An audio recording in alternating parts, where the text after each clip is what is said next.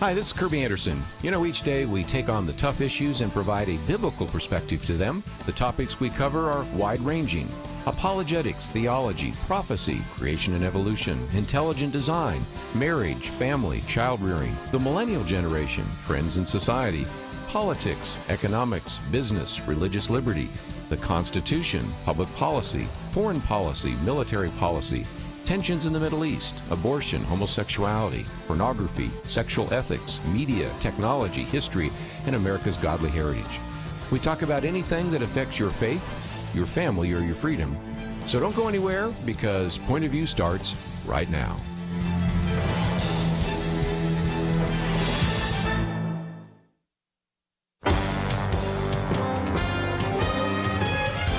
Across America, live. This is Point of View.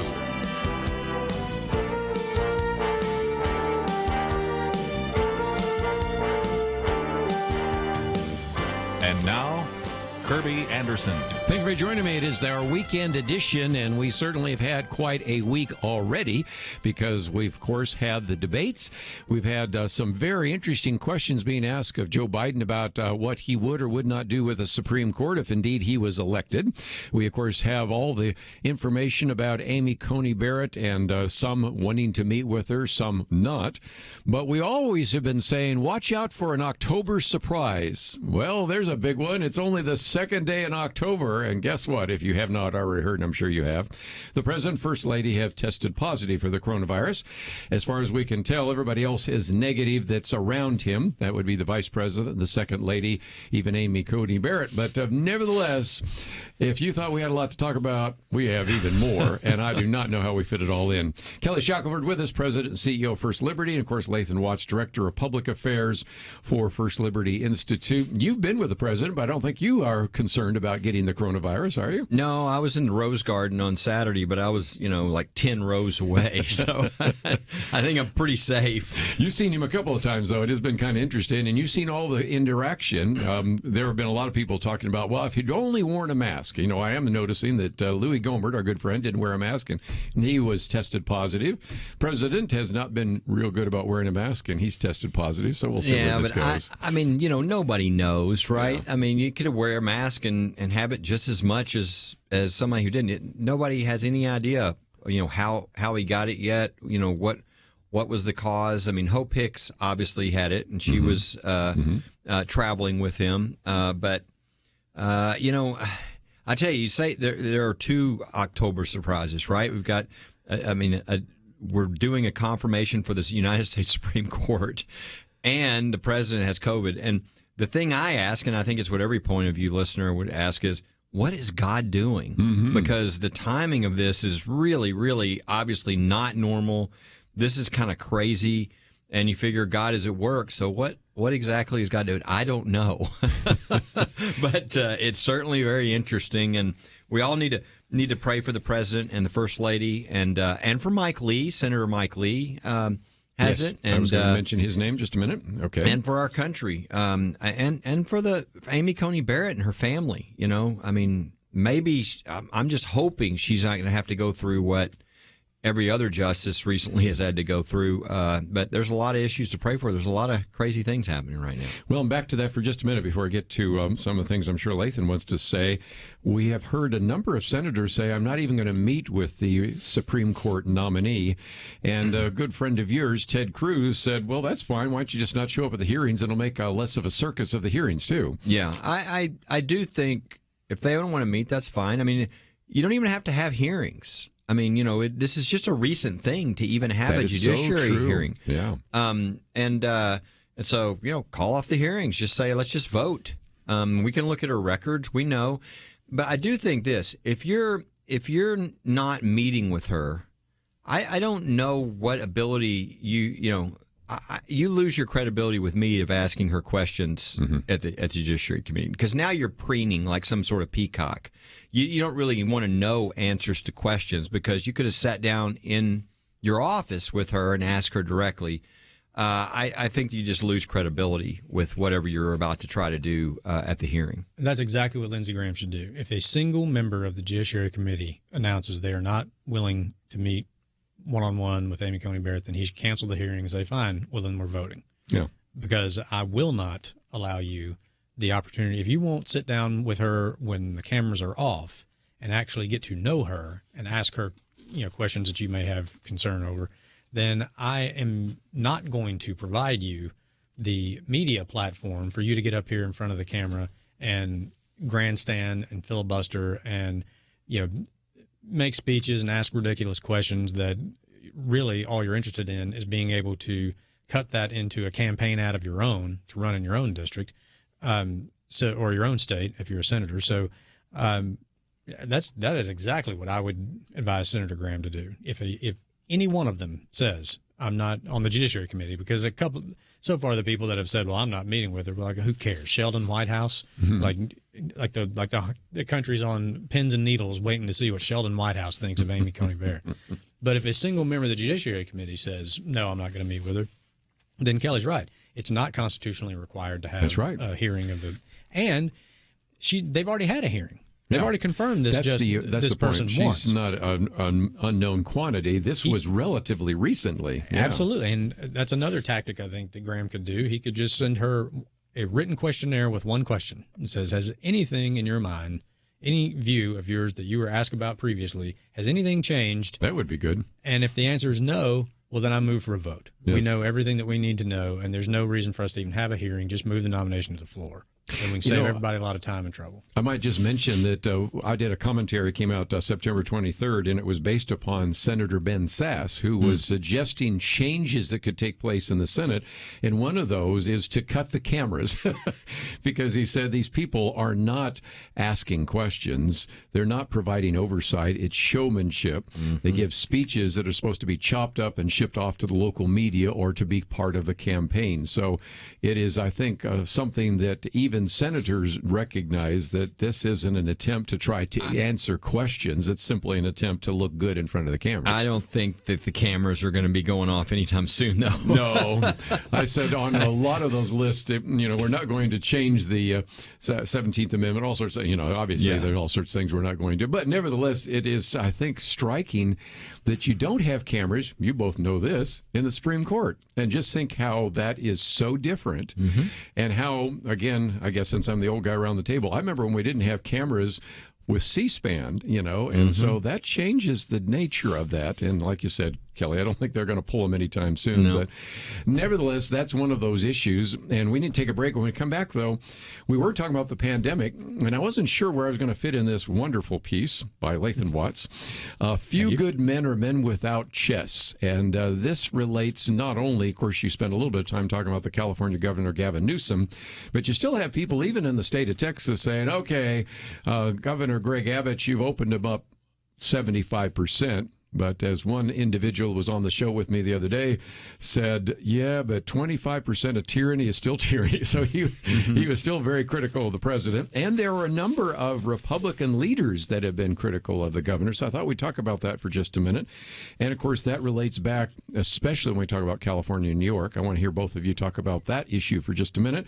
We may get back to it in the national hour.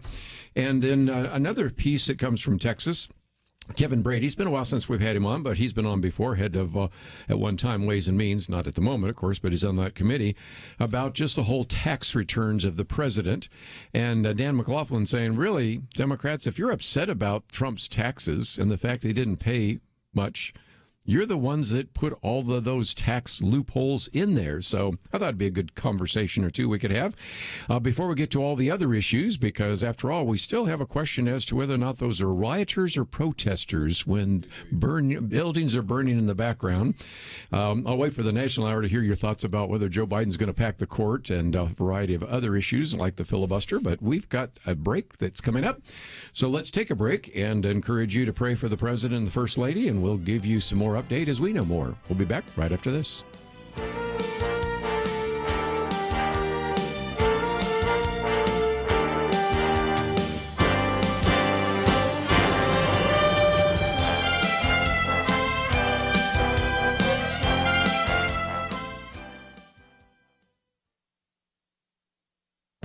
This is Viewpoints with Kerby Anderson. On our radio program, we provided a link to a video produced by the Internet Accountability Project with the provocative title, Google is Evil. Watch the video and come to your own conclusion. It packs quite a bit of information into just a little over 2 minutes. And if you feel you need to learn more, I might suggest the hour-and-a-half-long documentary drama, The Social Dilemma, that interviews people who have been in the big tech companies and have similar concerns. Now, most of us are aware of the power of big tech. These few tech companies can control what you see and how you communicate on their platforms. In this video, Rachel Bovard fills in many of the details and warns that Google has much more power over your life than you realize. For example, Google controls what we see, when we see it, and what we can say, and they do this to over 90% of the world. Google tracks us where we go without our permission. Google most likely has your medical records. They have already collected the medical records of 50 million Americans without their consent. Google makes more money than 92% of the countries on Earth. The video also claims that it helps dictatorships suppress minorities. Now, as outrageous as that claim might seem, there is good documentation on the internet and at various human rights websites to back that claim. And this video is hardly the first to claim that big tech has been using its power to control elections in other countries and now wants to do it here in America. All of this might be difficult to digest in one viewing of the video. Next to the video are numerous bullet points and more than a dozen links to document much of the information. Study this for yourself, and I believe you will come to the same conclusion. I'm Kerby Anderson, and that's my point of view.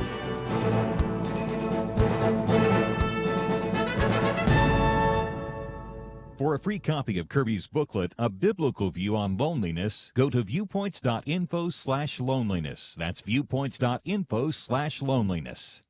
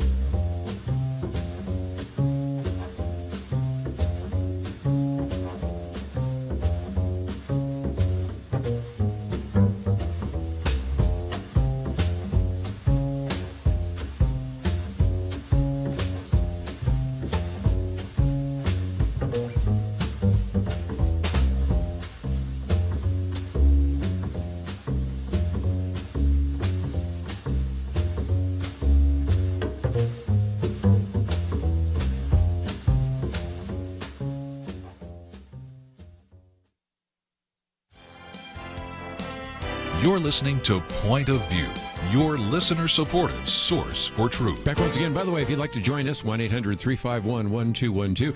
Kelly Shackelford, but I want to spend a little bit of time talking with Lathan Watts for just a minute. Lockdown politicians, a few good men are men without chest. And I love an individual that 1 minute's quoting from A Few Good Men, the next minute quoting from C.S. Lewis.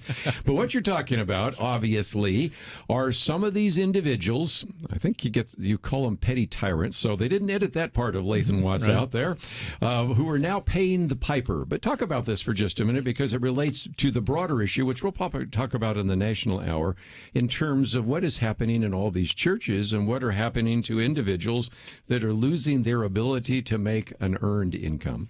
So, yeah, the idea for this is one that it's sort of a pet peeve of mine, I guess, for a while, and COVID has just sort of brought it, I think, to people's attention a little more.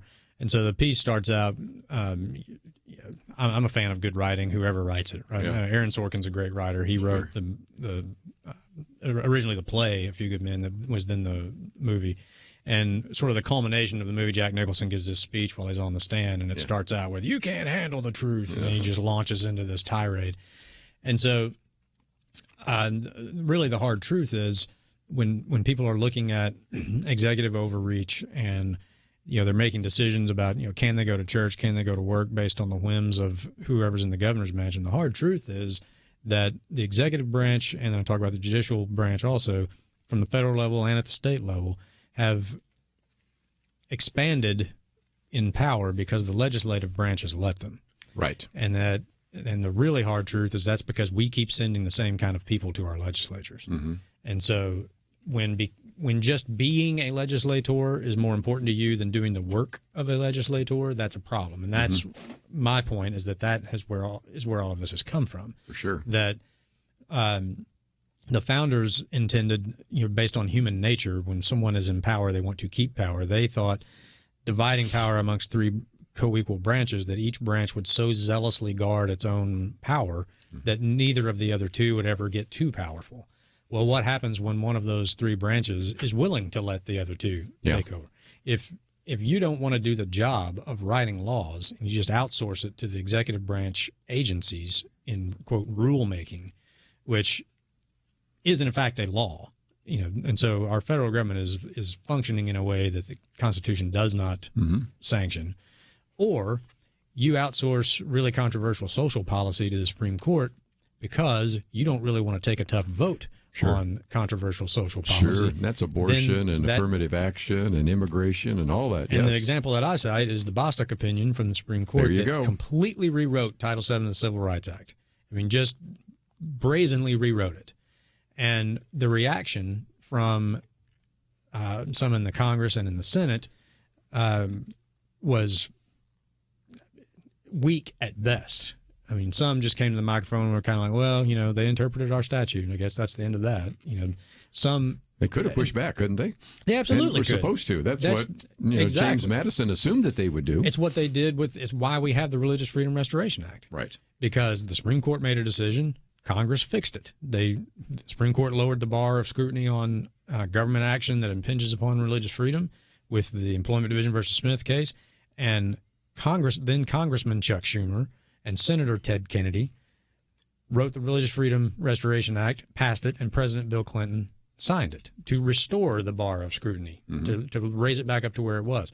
So a lot of the people that were all claiming to be all upset about Gorsuch rewriting the Civil Rights Act, well, there's a very simple legislative fix. You go and you bring back up the Civil Rights Act, Title VII, and you make a one-line amendment that says the word sex in Title VII does not include gender and identity or sexual orientation.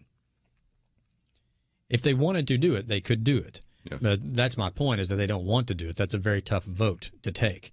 The leftists, the Democrats control the House. They were cheering the Supreme Court because the Supreme Court did what they could not do because they had tried several times to amend the Civil Rights Act for this very purpose, and they couldn't get the votes done. They could either get it in the House and it would die in the Senate, or they couldn't get the vote. They could not do it through the normal legislative process. So they were fine with it. And then some weak-kneed Republicans in the Senate, frankly, they're okay with it because they don't want to take that vote. Yeah. They don't want to be on record saying, no, the statute does not include this, because they're worried about their own reelection and the Rainbow Mafia coming after them in the next election cycle. So that's where sort of the men without chests quote comes Very from. good. Yeah. Is that we keep electing the same kind of people and expecting them to do something when they're not they don't have what it takes to do that. And that's C.S. Lewis's quote about we eliminate the organ and still expect the function. We create men without chests. We laugh at honor, and then we are shocked to find traitors in our midst. Yeah. And so that's why I sort of put the onus on us. It's really about and yes, during you the can talk election about year, perfect. Yeah. you can talk about all the people in office, but who put them in office? Yeah.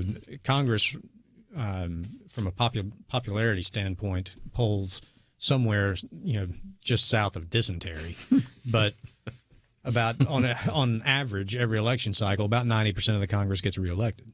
So people hate Congress, but they keep voting for their congressman. If you want to fix it, you have to send different types of people there. Well, and Kelly, we've talked about this not only at the national level, but even at the local level, because I remember you raising early on, do governors really have the authority to lock down an entire state? And that's a big question that still hasn't been resolved, has it?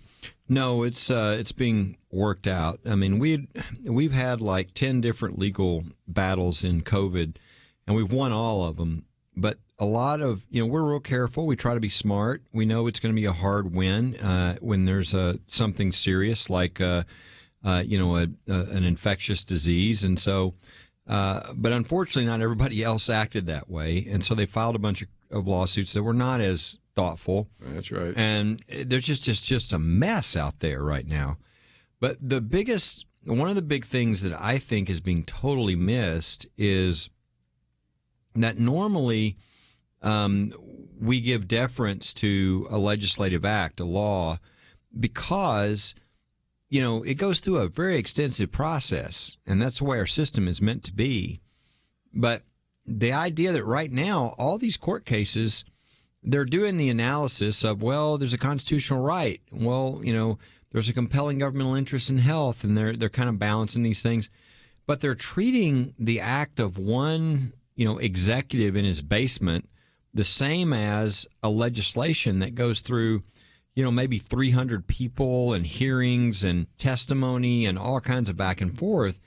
And I think the courts are totally missing it. I mean, the level of deference that should be given to these orders should be way lower than what we give to a legislative enactment. And I think that's a mistake. And hopefully, we just filed a lawsuit in D.C. on behalf of a church there who, in D.C. right now, you can have 1,000 people at a protest, but you can't have 20 people at a church. Yes, outdoors. Yes, outdoors. And, that's a great case. That's an easy one to win. Our goal is to get one of these to the Supreme Court so that we can clean this up for the whole country, because it's just a mess right now. And it's something that we're going to have to fight until we get the right case to the Supreme Court.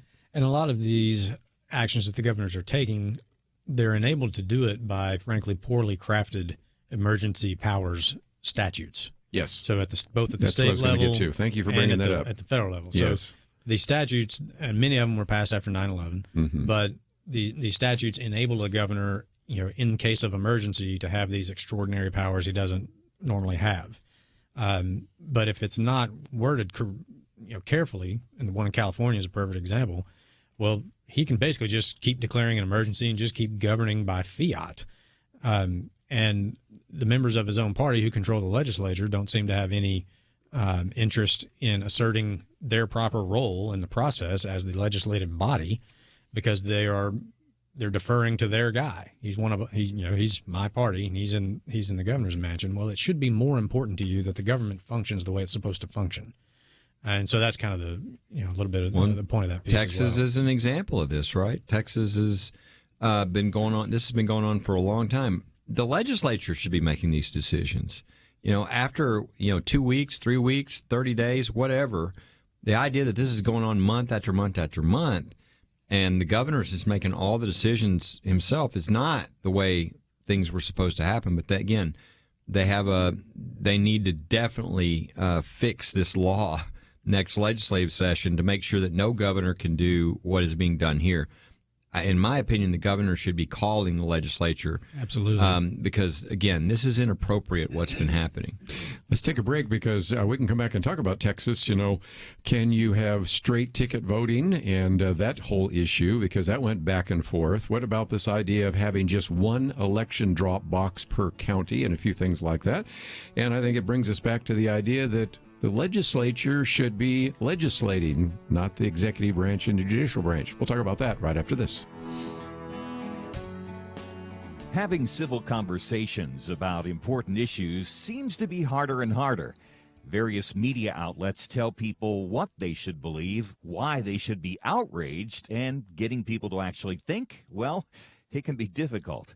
Whether it's the gospel, tax issues, social policy, or just about anything else, you need to have solid information and clear thinking to address the hard issues. You need God's truth applied. And that's what you get in less than 2 minutes with Point of View's Viewpoints Commentary, a daily resource to help you be informed and think through the things we need to be talking about. It is free and will arrive in your inbox each day when you visit pointofview.net/signup. Sometimes we know we should say something, but we're silent because we're not quite sure what to say. Viewpoints Commentary can help you break the silence and change the narrative. It can make you a more equipped agent for truth.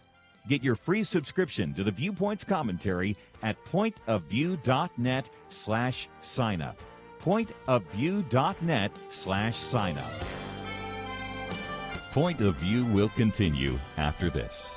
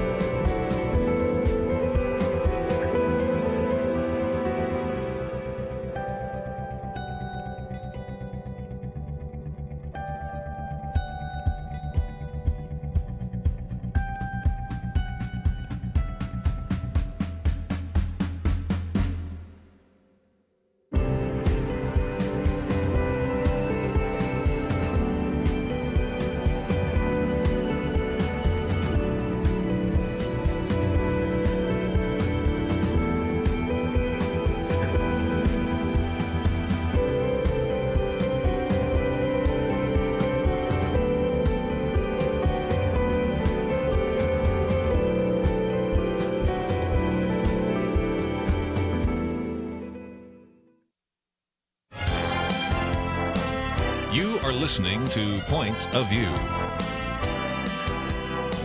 The opinions expressed on Point of View do not necessarily reflect the views of the management or staff of this station. And now, here again is Kerby Anderson. Back once again, let me just mention that oftentimes since we are doing a live program, we find out things when we go to the break, and Kelly's going to make an announcement here in just a minute, which relates to something he just talked about a minute ago. He was talking about a case they filed in the District of Columbia, so we'll get to that. Let me just again mention that in a few minutes we'll get back to the topic, and one of those is some of the laws here in the state of Texas have been moved around a little bit, and as a matter of fact, there's a really good piece that came out with the Wall Street Journal. What's the ballot deadline? Who knows? Because it's changing, especially in states like Wisconsin, Michigan, and Pennsylvania. I'll give you those examples maybe at the national hour, but even here in the state of Texas. But Kelly, you've got something that you just found out about 4 minutes ago. It's we have the lawsuit in Washington, D.C. It's the first church in Washington, D.C. to challenge what's going on there. Their regulations are, we were talking about crazy mayors doing nutty things. Their mayor is definitely at the top of the list. And in this case, it's, again, you can have a protest with thousands of people, as we all saw on TV, outdoors, and that's just fine. But you can't have an outdoor church service, with 20 people. It's just ridiculous. There's no rationale for that. Well, we filed our lawsuit just a week ago, and we're all kind of shocked because the Justice Department does not move quickly. And we here I'm looking at a press release that just came out from the Justice Department saying Department of Justice files statement of interest supporting Capitol Hill Baptist Church effort to practice its faith during COVID-19. And they issue a really strong statement that under federal law, both federal statute and the United States Constitution, this is unconstitutional, these orders against the church. So very pretty amazing. Yeah, and it's got the Justice Department behind you now too. We do. That's looking good. So this is good news, and we'll see what happens, but it's obviously good news for our case. Sometimes I'm scared that they're just going to crush and run away, which is great for our client, but I'd like to get a victory on this so that we can get all the churches around the country to have protection, because this is the kind of thing that's going on, and we kind of feel like we're playing whack-a-mole. Yes. Knock one down, but we just really need the court, and sort of tying it into what we're talking about. What do you think Amy Coney Barrett will do on a religious freedom case like this? I feel really good about her as a justice on religious freedom. Yes. Speaking of Amy Coney Barrett, can we pick on the New York Times for just a minute, Lathan Watts? Because, if you have... Always happy to pick on the New York Times. Here's my booklet on constitutional interpretation, and I put this together because a lot of people don't have your law background, and I just tried to explain kind of the difference between originalism and what I call modernism, or the idea of the Constitution being a living document. But I think it's like in that third paragraph or something like that, they refer to the fact that Amy Coney Barrett believes in originalism, which is a subjective interpretation of the Constitution. I think that made your head explode. Yeah, it did. It was, it's one of those things, like if it was on TV, it would be the temptation to change the channel Elvis style, but I was reading this. It was a New York Times. It was an op-ed. And I'll find it during the break. I wasn't going to put you on the spot. It's just a good illustration of people not even knowing what they're talking about. That's right? exactly what it is. Right? Yeah, anybody who would, with a straight face, write that sentence that she subscribes to an originalist interpretation of the Constitution, which enables subjective interpretation of the Constitution, has no idea what they're talking about. None whatsoever. An originalist interpretation, it does just the opposite of that. Scalia, who's sort of the her mentor, she clerked for him, and he's sort of looked at as sort of the modern father of originalism. He's the one who said a judge that is happy with every outcome of his decisions is a bad judge, and that's how originalism works. Is that if you're looking at the Constitution and trying to interpret it in its original context and what those words meant at the time that they were written, and that guides you, that will likely lead to decisions you have to make that you don't really like the outcome. And when I was, young law student at Ole Miss, Justice Scalia gave a guest lecture, and I remember clearly him telling the story of, in this example, of arriving at a decision that you just don't like. And he said, he was like, I was, in the majority that upheld the constitutionality under the First Amendment of somebody burning an American flag. He's like, I hate to see American flags be burned. It's despicable to me. But under, the way that First Amendment was written, and political speech and protest and all these things, he said, I was part of the majority that upheld this. And he sort of made it as a joke against the living document people, because he said, the next morning after that opinion came out, I walked into the kitchen and my wife wouldn't speak to me, but she just continuously whistled Stars and Stripes Forever. and he said, these living document guys never have to deal with that because it just means whatever you want it to mean. And so you're always happy with the result. And living document sounds more subjective than originalism, right?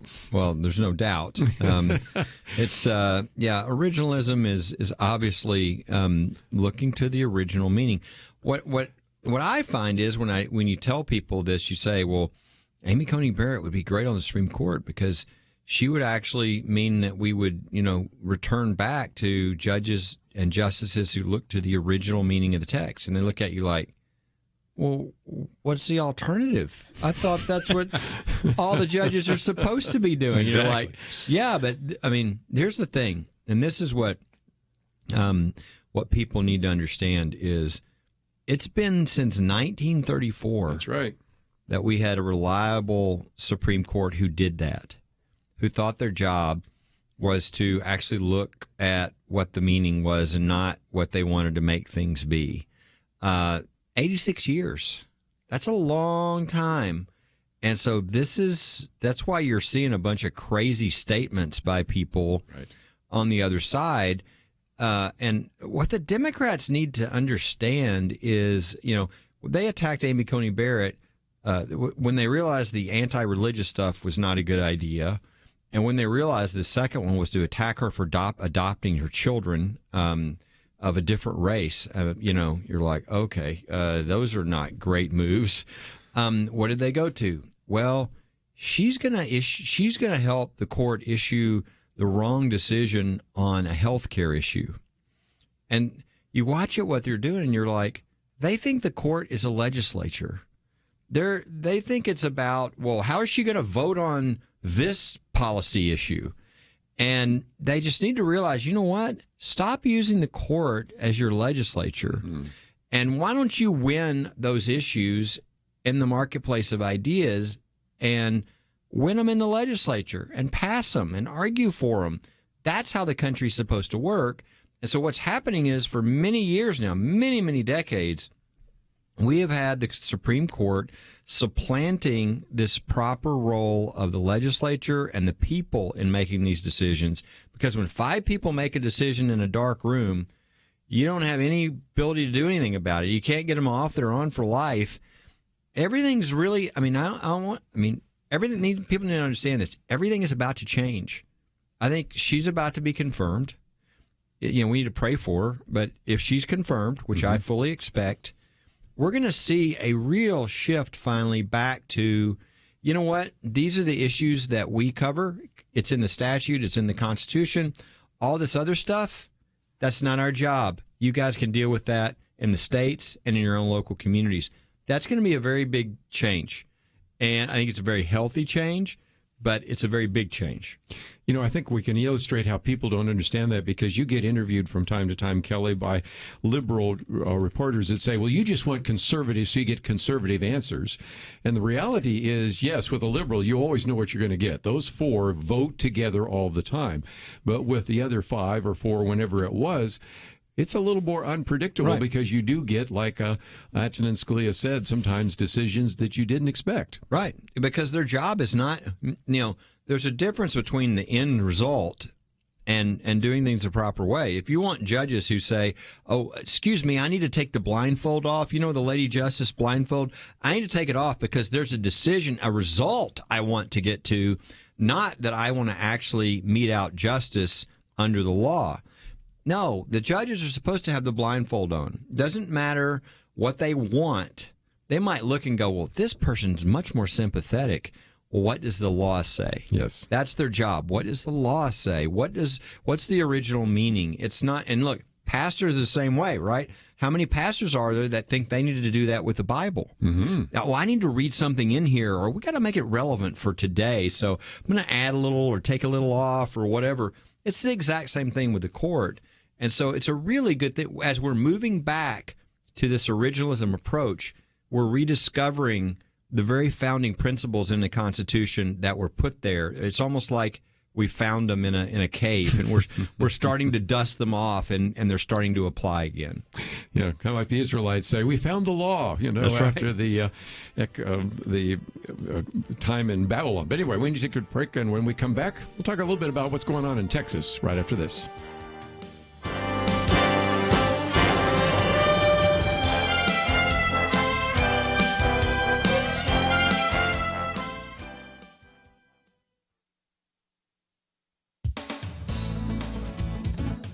Recently, President Trump addressed the National Catholic Prayer Breakfast, held online this year. To the surprise of attendees, he said these words: "Today, I am announcing that I will be signing the Born Alive Executive Order to ensure that all precious babies born alive receive the medical care that they deserve. This is our sacrosanct moral duty. It would be a lot better if Congress had enacted this as a law. Since they didn't, the president acted." You may ask, don't we already have a federal law that recognizes the need to protect babies who are born after an attempted abortion? The answer is yes. In 2002, President Bush signed the Born Alive Infants Protection Act, which states that all infants who survive abortions are full persons under the law. But the law lacks enforcement provisions. To date, there have been no prosecutions under this law, even though between 2003 and 2014, at least 143 babies have survived botched abortions between 4 and 24 hours. The Centers for Disease Control says that number is likely an underestimate. These are living children who have become patients. Not giving them medical care is infanticide. Last year, Representative Ann Wagner of Missouri introduced the Born Alive Abortion Survivors Protection Act. The law was meant to provide criminal consequences, up to 5 years in prison, for healthcare providers who violate the 2002 law. Mothers would not be prosecuted under this law. In fact, a mother would have cause of action against an abortionist who did not provide care for her born-alive child. The House Speaker has stopped the bill from coming to a vote more than 80 times. And when Senator Mitch McConnell brought it up in February, Senate Democrats, including Kamala Harris, filibustered it. So, acting within the boundaries of his authority, the president issued this executive order. Shame on lawmakers who could not dig down deep to find the compassion to make this a law. For Point of View, I'm Penna Dexter.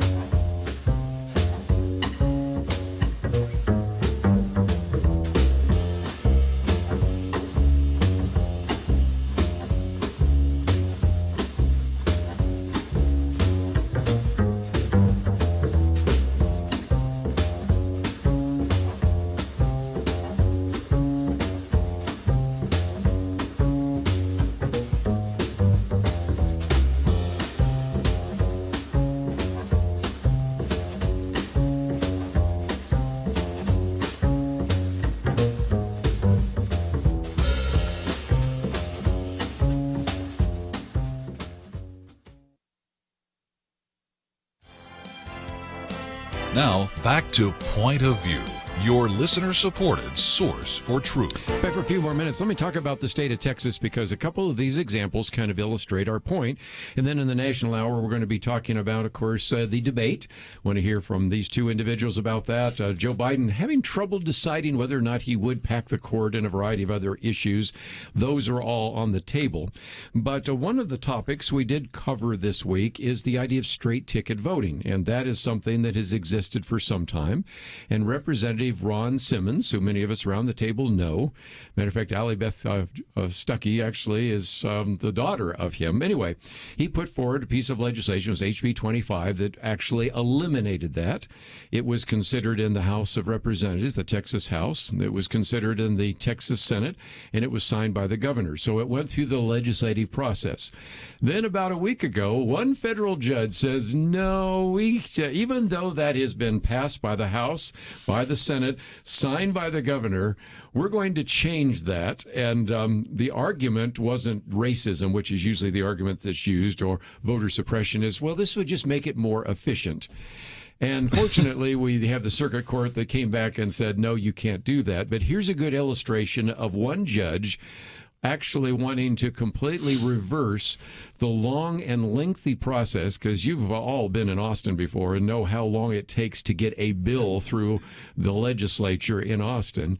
But it took a long period of time, and you had agreement by a variety of different individuals in both chambers and the governor, and yet one judge thought, I can turn this over simply because I don't like the outcome. Yeah, I think what would be really efficient is to remove this judge. I was waiting for that. I mean, this is what's got to stop. I really wish, they won't do it, but I really wish we were at the point where the Congress could, actually impeach and remove a judge. I don't think it would take more than one or two who were clearly abusing their authority, and it's happening. There's 800 something judges. It wouldn't be hard to find.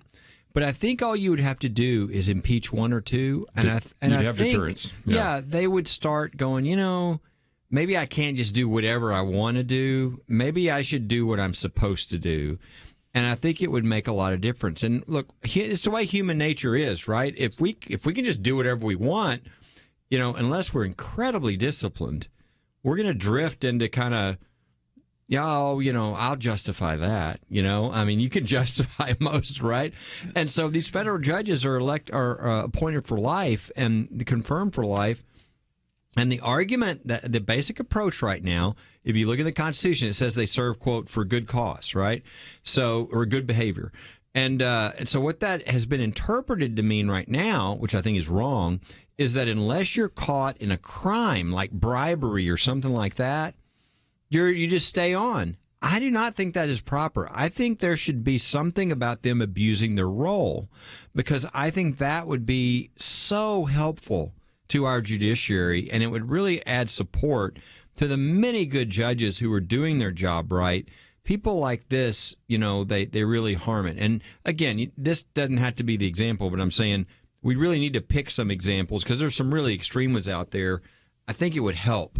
But this is ridiculous. I mean, there's just no argument. I mean, the state can decide whether they want to have straight party, whether you can click one box or many boxes, and there's nothing unconstitutional about that. There's nothing problematic about that. That is an issue decided by the legislature, not one judge. Yeah, exactly. And the Constitution leaves election law to the states. Right.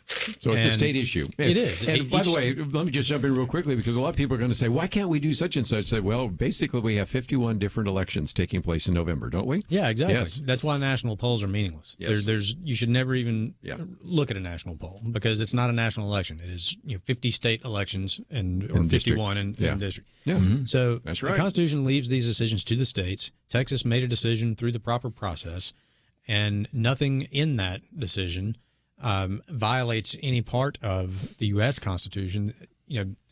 Since the 13th, 14th, 15th Amendments and the incorporation doctrine, that's what applied the U.S. Constitution to the states. Okay, and so ever since then, the U.S. Constitution, as it relates to life in your state, is a floor, not a ceiling. So your state can provide more protection than the U.S. Constitution for whatever right it chooses to. It just can't provide any less protection to any right that is in the U.S. Constitution. So that's why I say it's acted like a floor, not a ceiling. Very good. So this decision by Texas did not violate anything in the U.S. Constitution. It did not lower, protection of the vote beneath a standard that's found anywhere in the U.S. Constitution. So this federal judge had no business issuing any sort of decision. If he knew his proper role, as Kelly said, he would have laughed this case out of court. He said, "What are you doing here?" And his justification, which was absurd, was that straight ticket voting makes things go quicker.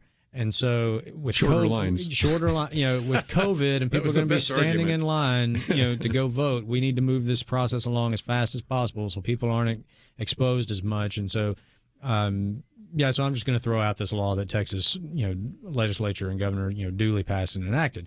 And the Fifth Circuit is like, I don't think so. No, I don't think so. No, And, ridiculous. For just real quickly, one of the reasons why a lot of people have been against straight ticket voting, and I'm one of them, is I've seen really qualified judges that have made their way into the bench because they're further down on the ballot. And I used to live in Dallas, and it was all Republican. Occasionally, when I would do jury duty, I'd see one of these judges and go, "How did you?" Well, it's because you got an R next to your name.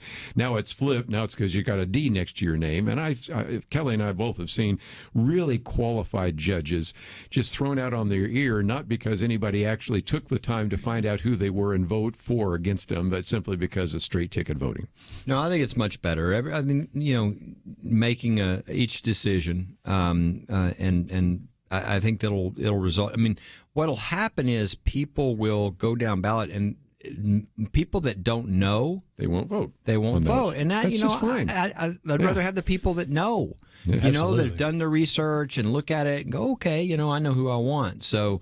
I know that's a big issue. The other is we actually we're in the middle of Texas is in the middle of an election in one of the Senate seats too. Yes. I want you to bring that up. You've got a runoff there. You got the fascinating. You got Shelley Luther, the famous hairstylist who got put in jail, and on the other side you've got a guy who was in the House of Representatives as a Republican, but was kind of more in the good old boys network of with the people in power. And so you've got this sort of grassroots sort of, red meat conservative versus this more moderate. Right. And they're very close. And so they're both going to be in the runoff. And that'll be fascinating as to who gets in that seat as well. Yeah, in the 30th district, and we'll talk more about that in just a little bit. But when we come back from the break, I've waited till now, because I wanted to wait for the national audience, to hear your comments about the Tuesday night debate, the circus, the Jerry Springer debate, the dumpster fire, whatever you want to call it, we can do that. And then out of that, there was a very key question, and that's the second article we've posted here, Biden and the Supreme Court. Because Joe Biden won't answer questions about whether or not he would want to pack the court. And we'll talk about what that would mean to you guys if that indeed took place, and why that has never really happened since the 19th century, and some of that. And then we'll get into another issue, because Chris Wallace seemed to imply that mostly it was white supremacists in Kenosha and other places burning this down. So we'll spend a fair amount of time on that before we get into some of the others. Do have an article here, kind of a list of all the Democrats that have attacked Amy Coney Barrett, and we'll get Kelly's comments as well, having been at the announcement of her in the Rose Garden. And so we've got a lot to cover, and we will do that right after these important messages.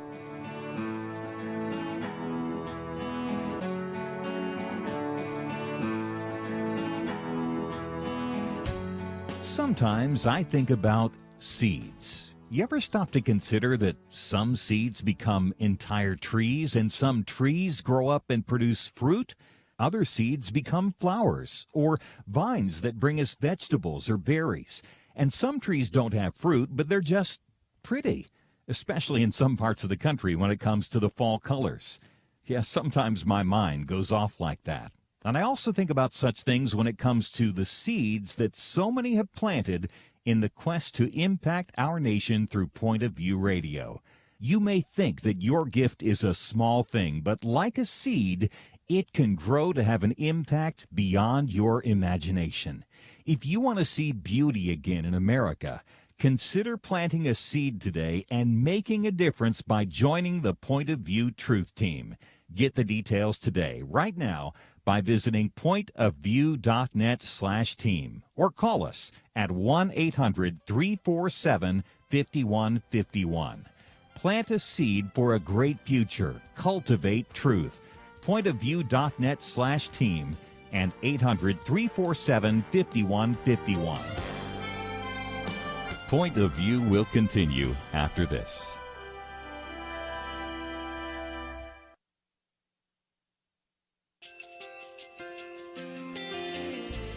I just want to thank you so much for all the wonderful programming you have. You're just absolutely fantastic. I recently started listening to Point of View, and I really found it interesting because of the different subjects you cover. Thank you for that.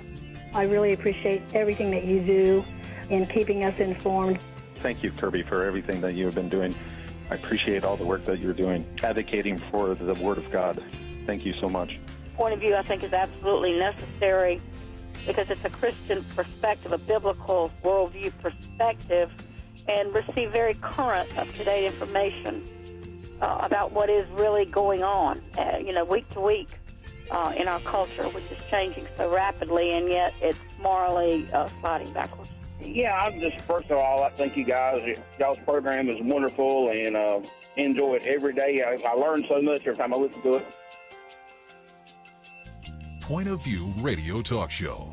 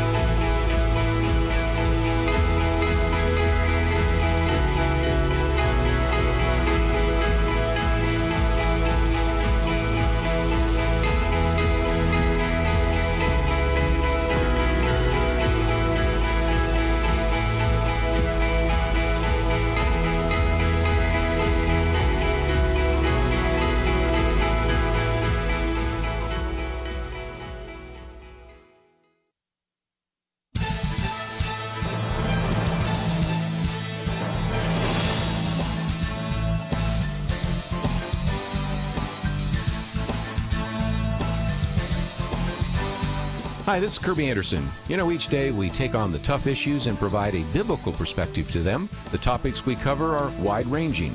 Apologetics, theology, prophecy, creation and evolution, intelligent design, marriage, family, child-rearing, the millennial generation, friends and society, politics, economics, business, religious liberty, the Constitution, public policy, foreign policy, military policy, tensions in the Middle East, abortion, homosexuality, pornography, sexual ethics, media, technology, history, and America's godly heritage.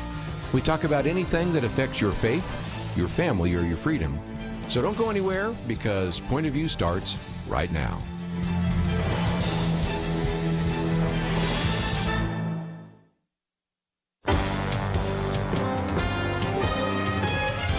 Across America, live. This is Point of View.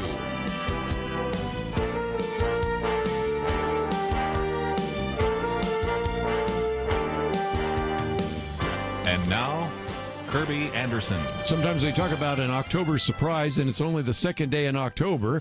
Maybe not the surprise many people were thinking of, but as you have probably already heard, the President and First Lady have been diagnosed as positive for the coronavirus.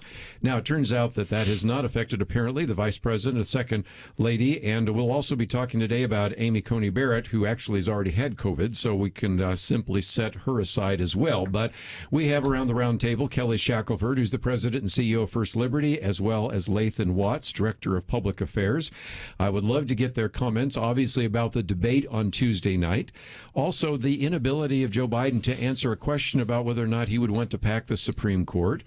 Some of the comments by Chris Wallace that made it sound like white supremacists were burning down Kenosha, so I really want to get some of those thoughts. But also, of course, the attack on Amy Coney Barrett. And, of course, Kelly was at the Rose Garden last Saturday when that took place. So we have more than we can possibly imagine that we'll be able to talk about over the next 2 hours. Yeah, a few things to talk about. Oh, my. If we start with the debate, look, my quick summary would be I thought that Trump lost the debate as in tone, but won the debate as in content. And I've heard people say if you read it, it's very different from, what you watch. It reminded me of one of the, I think they said that about the Nixon debates Nixon, way Kennedy. back. Yeah, Very first one. and that's the way I felt. Now, do I think? I think Biden really, Trump was way over the top aggressive, interrupting in a way that bothered, most people, women more than men, but bothered everybody. Biden, I thought, had an opportunity to be presidential in the face of that, and I thought he failed miserably. I thought he made it to where they were almost even, because Trump didn't call Biden a lot of names. He interrupted and was rude and did a lot of bad things, but Biden called him all kinds of names. And a racist and a few things. Clown, racist, liar, all these things. So he just went to the same level. And I thought it was, Trump was very fortunate, I thought, by how Biden reacted. Now, on the substance, though, Biden really, I think everybody was like wondering, is he going to just have another senior moment kind of situation, right? And he didn't. But I think part of that is Trump kept interrupting him, so he never really got a chance. So who knows what you see there?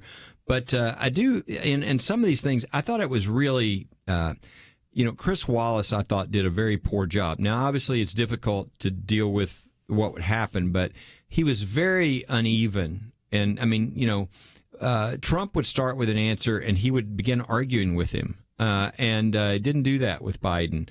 And so I thought that made it a little difficult, too. But I do think when you looked at the substance of what was being said, I thought, Trump was very sharp not just in tone, but very, very quick with a number of factual things that were, I think, important to go over, and I thought were really interesting.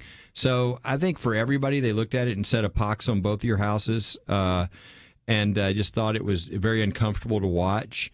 And so I don't know that it moved. We'll see when the polls come out eventually of whether the polls move because of this. My guess would be any movement would be very, very slight, because I think everybody looked, and I think they thought, number one, yes, Biden is clearly not the same Biden he used to be. Even in the debates in the Democratic Party, I think if you look at those next to each other, you realize he's not the same. Mm-hmm. And but he didn't, sort of have this major moment which people were looking for. But just the way they treated each other, and I mean both, was, I thought, what lost them. Really, everybody kind of wanting to support either one of them. Mm. Yeah, I think.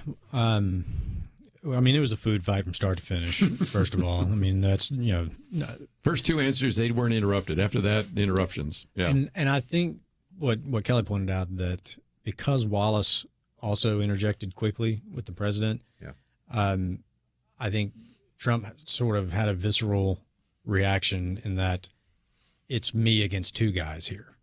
And once he perceived that, he went completely full bore on everybody and frankly probably overreacted. I think he missed a real opportunity. I mean, a huge opportunity. Kelly's right. If you had let Biden talk a lot more, I think you create more opportunities for him to say something stupid. There was a couple of times where Biden would make a statement, and then it's like you could see in his eyes, like, I don't know the next thing I'm going to say, and they didn't have to because then Donald Trump interrupted him. Yeah. And so I think there was a real opportunity in this debate. Now, I think we had said before, maybe last time I was on here, or what, that the bar was set so low for Biden that if he just showed up, and didn't fall asleep and, wander off the stage during the debate, that the stories, the coverage was going to be how well he had outperformed probably already written expectations. Yes. So I think the real opportunity that was there for President Trump was to let him go when he starts talking about certain things, challenge him on facts. He did it a couple of times, and he was successful a couple of times. Right. Where he did corner him, pin him down on, where's your list, Joe? Why won't you put your list out, Joe? I put mine out. Where's yours? Yeah. Why won't you answer this question? Why won't you tell people who you want to be? Like, there was a lot of opportunity to do that, but Trump was so busy fighting with him and Wallace that he missed the bigger opportunity. And right. I think the impact, I think Kelly's right, the needle on the polls won't move at all. What I think the result of it will be is that it will basically transform this into a base election, your base versus their base. Because if there's any result of this at all, it's that if there were moderate, independent, or unaffiliated voters who were watching it, maybe they were leaning Trump, maybe they were leaning Biden, they probably looked at it and just said, I'm not voting for either one of these guys. And so if that section of the voting public stays home, it is about whose base is going to turn out. And I think that's really the result of the debate, is that it basically transformed this into a base election, the R base versus the D base, and who turns their people out will determine the winner. And I think it also reset expectations. So I think next time this will be to Trump's benefit, because they're going to expect him to be incredibly aggressive, boorish, et cetera, and they're going to expect Biden to not fall all over himself, right? So if he has one of those moments, I think it'll be, Biden was in a great situation with how the bar was set, but I think it's been shifted now, and I think it'll be a different expectation. That's why I think there won't be any more debates. Yeah, and we need to take a break, but we now have a convenient excuse, and that is that, of course, the president has COVID-19 at the moment. Now, whether that will be a mild or severe case is one of the many question marks that we'll talk about.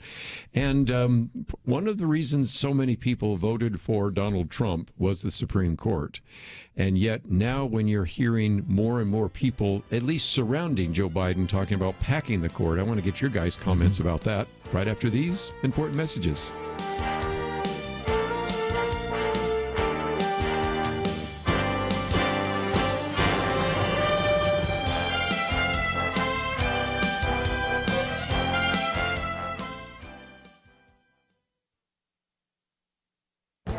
This is Viewpoints with Kerby Anderson.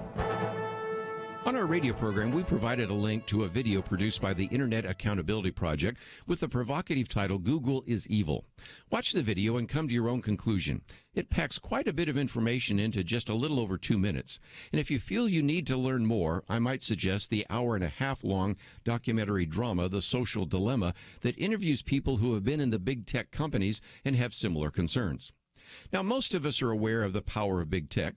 These few tech companies can control what you see and how you communicate on their platforms. In this video, Rachel Bovard fills in many of the details and warns that Google has much more power over your life than you realize. For example, Google controls what we see, when we see it, and what we can say, and they do this to over 90% of the world. Google tracks us where we go without our permission. Google most likely has your medical records. They have already collected the medical records of 50 million Americans without their consent. Google makes more money than 92% of the countries on Earth. The video also claims that it helps dictatorships suppress minorities. Now, as outrageous as that claim might seem, there is good documentation on the internet and at various human rights websites to back that claim. And this video is hardly the first to claim that big tech has been using its power to control elections in other countries and now wants to do it here in America. All of this might be difficult to digest in one viewing of the video. Next to the video are numerous bullet points and more than a dozen links to document much of the information. Study this for yourself, and I believe you will come to the same conclusion. I'm Kerby Anderson, and that's my point of view.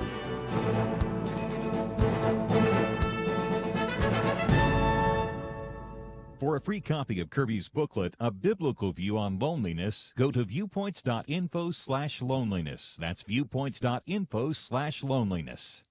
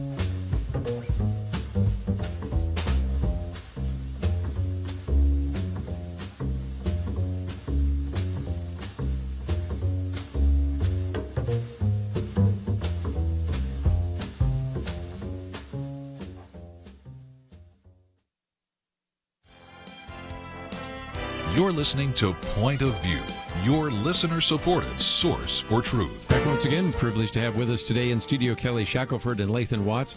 Let me point you to the website pointofview.net. A couple of things. First of all, we're going to be talking about Amy Coney Barrett. We'll be hearing from Kelly about that, but we have a take action item where you can contact your 2 United States senators about that. We try to make that as easy as possible for you, and if you click on that banner, we give you a fair amount of information about her and her background, and Kelly will certainly fill that in today. So if you've wanted to contact your 2 senators about her, that is certainly one action item. My commentary today is Google and big tech, and the video we have is the Google is Evil video. We've not produced that. Someone else has. We talked about it last week. So if you are reading my Viewpoints commentary and say, well, I'd like to see this video that you're talking about, we have that on the website. Right next to that, we have the iVoter Guide. So we've got a lot of resources we want to point you to. But Kelly, let me come to you first. Lathan suggested maybe there will be no more debates. There is a real convenient excuse that Democrats and even Republicans theoretically could use. That is, once the president has the coronavirus, you could say, well, that's it. One debate, that's all. But what's your thoughts? I think there's enough time is the thing. That, I mean, because the next debate, I think, if I'm not mistaken, is the vice presidential debate. And the next presidential debate is not until October 15th. So there is some time where we'll obviously have to wait and see, but it kind of happened in this spot right after the first debate and with the longest period of time between the next one. So the other thing that's going on, though, there's a little bit of a kerfuffle between the Trump campaign and the debate commission. Yes. The debate commission is talking about changing the rules, and the Trump campaign is not is saying that that would be totally inappropriate to change the rules in the middle of the debates. And then they're, in Trump-like style, they're listing that all the people on the debate commission are anti-Trump. So, I think one of the responses was, well, one of the people on the debate is George W. Bush. And they're like, well, he's anti-Trump too. So anyway, it's fascinating. But I don't know. We'll have to see. I think a lot of this depends upon him. I mean, a lot of people will recover from this fairly quickly. But some people, I mean, it's a much tougher version, and it takes a good long time. So I think it depends, but the odds would be that the president and first lady would probably be like most people that would recover more quickly. And 2 weeks is a lot of time before the next debate. We'll see. I've never seen so much crazy stuff happening all at one time. It's the year 2020. God is doing. I mean, Amy Coney Barrett. I mean, this seat opening up, her being announced on the Day of Atonement when there's a huge prayer rally at the Capitol. I don't know how many people know this. I mean, none of this was planned. I mean, Rabbi Jonathan Cahn is blowing the shofar. The return. Okay, at 5:00 Eastern. Which just happened to be, and he'd planned it for a long time, right? And they have their meeting and their event there. That's the exact time that the president is announcing, Amy Coney Barrett. So that, and then now he gets the coronavirus, and so I have no idea what God's doing. I just know that God's timing is it's crazy right now, all that's going on. So it's just a reminder to me, boy, we need to be praying because God can use all this for very good, and we just need to trust him and pray that he will. And again, I might just come back to that in a few minutes. Three things happening simultaneously. Of course, the announcement of Amy Coney Barrett, the return, which was put together by Jonathan Cahn, and let's not forget Franklin Graham, and the march from basically the Lincoln Memorial to the Capitol with Jack Graham and Greg Laurie and all our friends and things like that. So all of that happening simultaneously, and most of that was planned weeks before. That's right. And nobody anticipated Ruth Bader Ginsburg would die, and all the other things that have happened. Well, and I walked over, I ran into Robert Morris, who was one of the people there as well. With him, yeah. And he said they were supposed to spend 5 minutes with the president praying for him, which they do. And this is right before the announcement. And he said that we were in there for 30 minutes praying for him. And so anyway, just. I don't know what's happening. I just know that God certainly got very dramatic timing right now with COVID and with the Supreme Court justice situation and everything that's going on. Any comments about the debate and the next ones? First of all, we got the vice presidential debate next week. And I said, and we'll see if either of you agree with this, that the two people on the stage are probably not going to have a lot of influence, whoever is elected, because if it is Joe Biden, I'm pretty sure Kamala Harris and others are going to be running the government. And even if Donald Trump, some miraculous way, is reelected, you also have to think that Mike Pence is going to be thinking, wait a minute, I'm going to probably run in 2024, so he'll have a greater role than ever before. So this vice presidential debate next week might even be, in some respects, more important than any other vice presidential debate in our history. I think so. Yeah, I think it's going to get more attention, specifically probably because of Harris and Biden.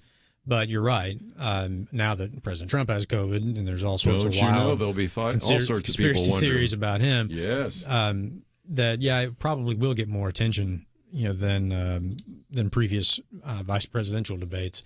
And I should say, what I said before, that I think it's possible we don't have any more presidential debates. It wasn't because of Trump being testing positive for COVID. I think that they were the left was laying the groundwork ahead of time. Nancy Pelosi came out weeks ago saying that Biden should not debate Trump, that he's a liar and he can't be trusted, and you're just all of this stuff. Like there's no reason for you to justify getting on stage with a guy like that. I think that then they were doing it because they were worried about Biden's performance. Now they've had one, and he, outperformed expectations or whatever, and they have picked up this theme of how Trump acted. And if you think that your guy won, well, why do any more? Yeah. Right. And so that's why, because Right. there were instantly calls after that by, if you follow different people on Twitter and in the media, saying, this was a disgrace and we should just, there shouldn't be any more. Biden, you should not put yourself through this again, blah, blah, blah, blah. That's why I think, and that's all of that started before Trump said he had COVID. Mm-hmm. So I don't think the COVID diagnosis is the reason there won't be any debates. I think they didn't want 3 debates. They probably didn't want to put Biden on the stage with Trump at all if they could get away with it. But now we've done one, we can walk away. Exactly. Yeah. Yeah. That's why I think it's a good chance that that they don't, and so be it. Like we said, I don't think that debate specifically is going to move the needle one way or the other. If anything, it probably turned off some voters in the middle who might not have made up their mind yet, or who are just not consistent voters. They're not identified with either party. They show up, every 4 years and vote for president. But when they take a look at this, they just go, I can't vote for either one of these guys. I think there needs to be more debates because we have this weird situation where Biden's strategy and his campaign strategy has been to just stay out of, the limelight, to basically hide in the basement a lot, and to not do media interviews. And with any media availability, the questions have to be planted ahead of time. And you read off the teleprompter. You just, there are things that have to be answered. We really need to have the debates for the sake of the American people, knowing where people stand on these things. I know we're going to talk about this later because we're short on time now, but the not answering the question about packing the court. Yeah, we'll get to that after the break. Yeah, that is big. Totally unacceptable, and that's one of the many reasons why there needs to be other debates. But I just think that he needs to be questioned on a number of things. The approach has sort of been to hide out and attack Trump, and I don't think people want to know what are you going to do, and from both they'd like the last debate, very little about the future. And I think we need that. And unfortunately, I don't think we're going to get any of that unless we have another debate. So I hope it happens. Yeah, and just to be clear, I'm not advocating that they don't. I'm saying I think they're going to attempt to not debate anymore. I agree. If for no other reason, then you should actually talk about some policy, and not just how you handled COVID or how you're handling COVID. What about China? What about Russia? What about foreign policy? Yeah, exactly. Terrorism, all things that didn't get covered. I love Victor Davis Hanson. Presidents Garfield and McKinley won their races from the front porch, but we haven't had any of those in the 20th or the 21st century until now. We'll be right back.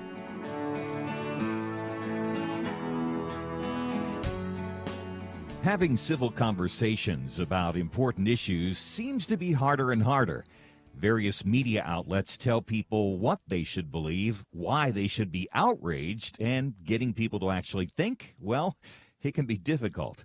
Whether it's the gospel, tax issues, social policy, or just about anything else, you need to have solid information and clear thinking to address the hard issues. You need God's truth applied. And that's what you get in less than 2 minutes with Point of View's Viewpoints Commentary, a daily resource to help you be informed and think through the things we need to be talking about. It is free and will arrive in your inbox each day when you visit pointofview.net/signup.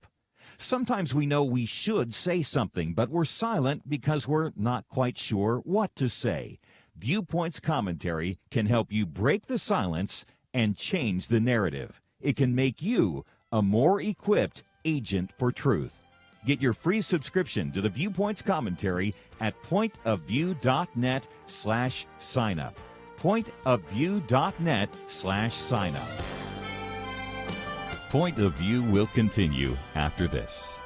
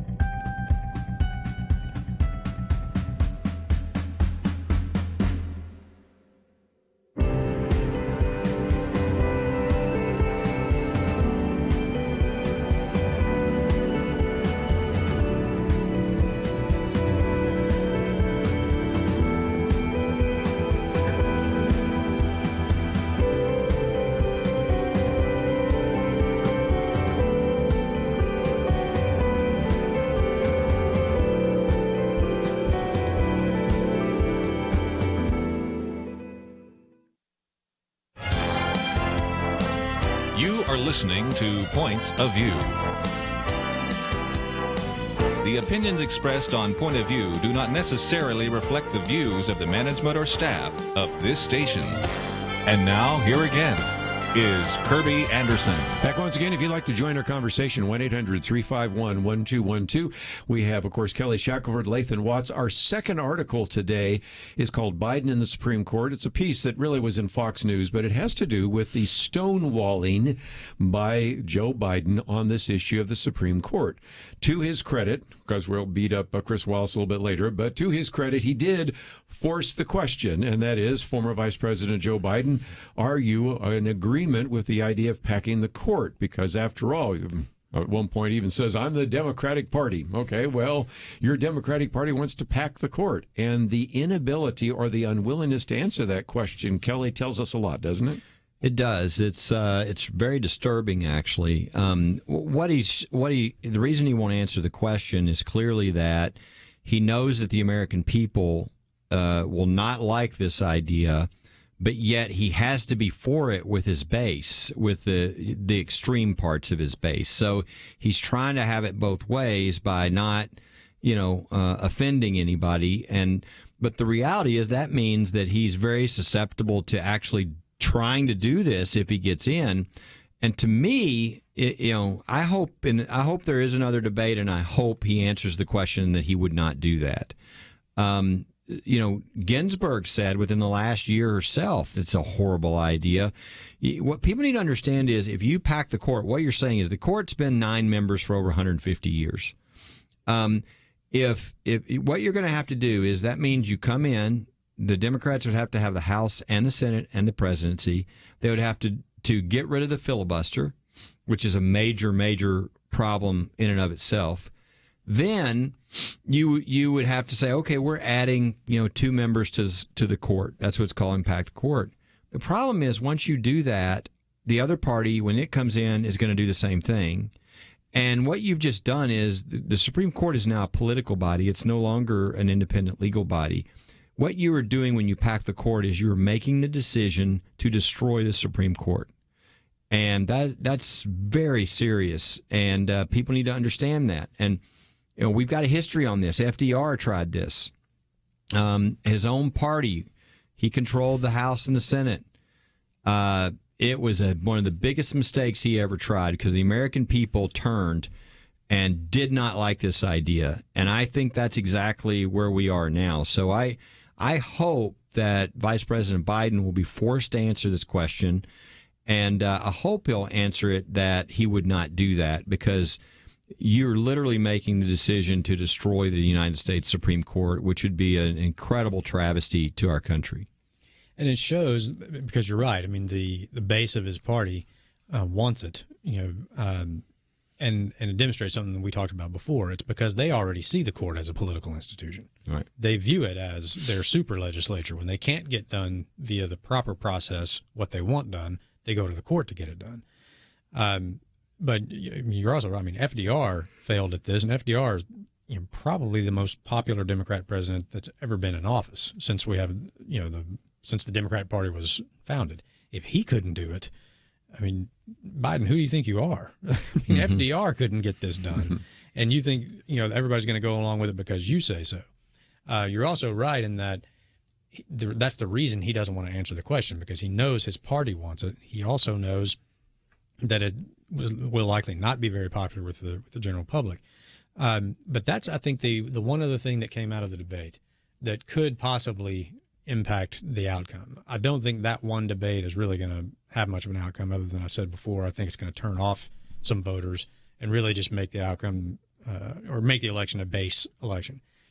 But Trump didn't say anything in all the stuff that he said that would in any way irritate his base of support. He didn't, his people didn't really disagree with anything that he said. Biden 2 or 3 times said something that there are large elements of in his party would have a problem with. Starting with, I am the Democratic Party. Okay. Which was amazing that I heard him say that. Right. Yeah. I am the Democratic Party, which all of those people who on the platform committee, all those people who spent years, laboring for the party and moving it in the direction that it's going. He then completely distanced himself from the Green New Deal. Said, well, that's not my plan, and I'm the head of the ticket. That's not my plan. Well, tell AOC that. Yeah. Okay, tell all of the people that believe wholeheartedly in the Green New Deal. That's a large portion of his base of support. He also completely disavowed the 110-page document he and the Bernie Sanders campaign came up with. Which is surprising. All the areas that they agree on, and that was the agenda moving forward. And he said, "Oh no, there's no manifesto, there's no agreement like that. I don't know what you're talking about." Well, all the Bernie people, that was big. You for did them. that because you had to have their vote. Yeah. I mean, the Bernie people that stayed home last time are part of the reason that Trump beat Hillary Clinton. They were so irritated that they felt like it was robbed, from Bernie Sanders, that they refused to support Hillary, and they either stayed home, and a few of them actually crossed over as a protest vote and voted for Trump. So that, I don't know how big an impact it will have, but it doesn't have to be many. Yeah. It's at least a drip right now. And Trump didn't do anything to irritate his base, and Biden did. Yes. And he did it 2 or 3 times. And if enough of those people, just stay home, who weren't really enthused about him anyway, if it's enough to keep them at home, and depending on where they are in the country, if they're in a major city in a swing state, that could actually have an impact, which is, what is something to watch if there are other debates, if he continues doing things like that. Well, I thought it was pretty clear that part of his strategy, substance-wise, was to get Biden to commit to one side or the other with regard to his base. Right. And it was fascinating to watch it, and Biden didn't want to go there, but had to, right? And so he had to basically stiff arm his base on the Green New Deal. Now, notice he didn't do this in the primary. I mean, he had always been a guy who was supportive of the Hyde Amendment, of not having taxpayer-funded abortion, but it took one day during the campaign when he was challenged, and he caved on this thing that he had been sticking with as a Catholic for 47 years. But all of a sudden, when there's pressure, he was like, "Okay, I'm no longer behind. I'm okay with taxpayer-funded abortion." So that's what Trump, I thought, was trying to do a lot in the debate, was to really sort of stick a wedge in between him and his base, to get him to kind of come out and say, where are you? And so I thought it was really uncomfortably obvious, though, on the question about court packing, because, it was forced very dramatically, and he was not going to answer the question. And again, Americans do not like politicians running for government who will not answer the question. His answer was, "I won't answer because if I answer that will become the issue in the campaign." Well, welcome to politics, Joe. That's how campaigns are run. That's how we make our decisions on who we're going to vote for. Yes, your answers are the issue in the campaign. That's why we have elections. Yep. Why we ask questions like this. Where you stand on policy matters determines if people are going to vote for you or not. Yeah, it was and the idea that Trump's got a Supreme Court list, but he can't have one. Well, that's what I wanted to get to next, dude, because in our article that we have here, it points out that he doesn't have a list, but the left-wing groups already have a proposed list for the Supreme Court. And according to this article, loaded with progressive activists who actually see the Supreme Court as a super legislature. So even though we don't have a Joe Biden list, we do have a list from some of these activist groups. How much pressure might they put on him? Well, big time. I think most people don't. It's said often, and I think it's fairly clearly, accurate here that Joe Biden is the shell for what's going to be behind. If Joe Biden gets elected, I don't think very many people think that he is really making all the decisions. That you've got the base coming in and filling the shell. That's why you had this agreement with Bernie. That's why you've had these things. That was how you get the base on board, because you would have had Bernie Sanders as the person representing the Democratic Party, but the establishment part looked at Bernie and said he can't win. And so what they did is they went, and all of a sudden, within days of each other, it was amazing, right? Buttigieg, he's gone, and Klobuchar's gone, and now everybody is bowing out and endorsing Biden. And so this is kind of they're trying to figure out, how do we keep these, sort of very liberal, extreme base people who are really excited with the establishment part of the Democratic Party, and they're trying to thread that needle. Yes. Let's take a break, but maybe get a couple of comments from you just before we get into another issue about the vice presidential debate, which is next week, because you have a conservative, Mike Pence, actually debating the most liberal senator. The last time they actually did an analysis, the person with the most liberal voting record in the U.S. Senate was Kamala Harris, more liberal than Bernie Sanders. I think they're going to disagree on a couple of issues, so we'll talk about that right after this.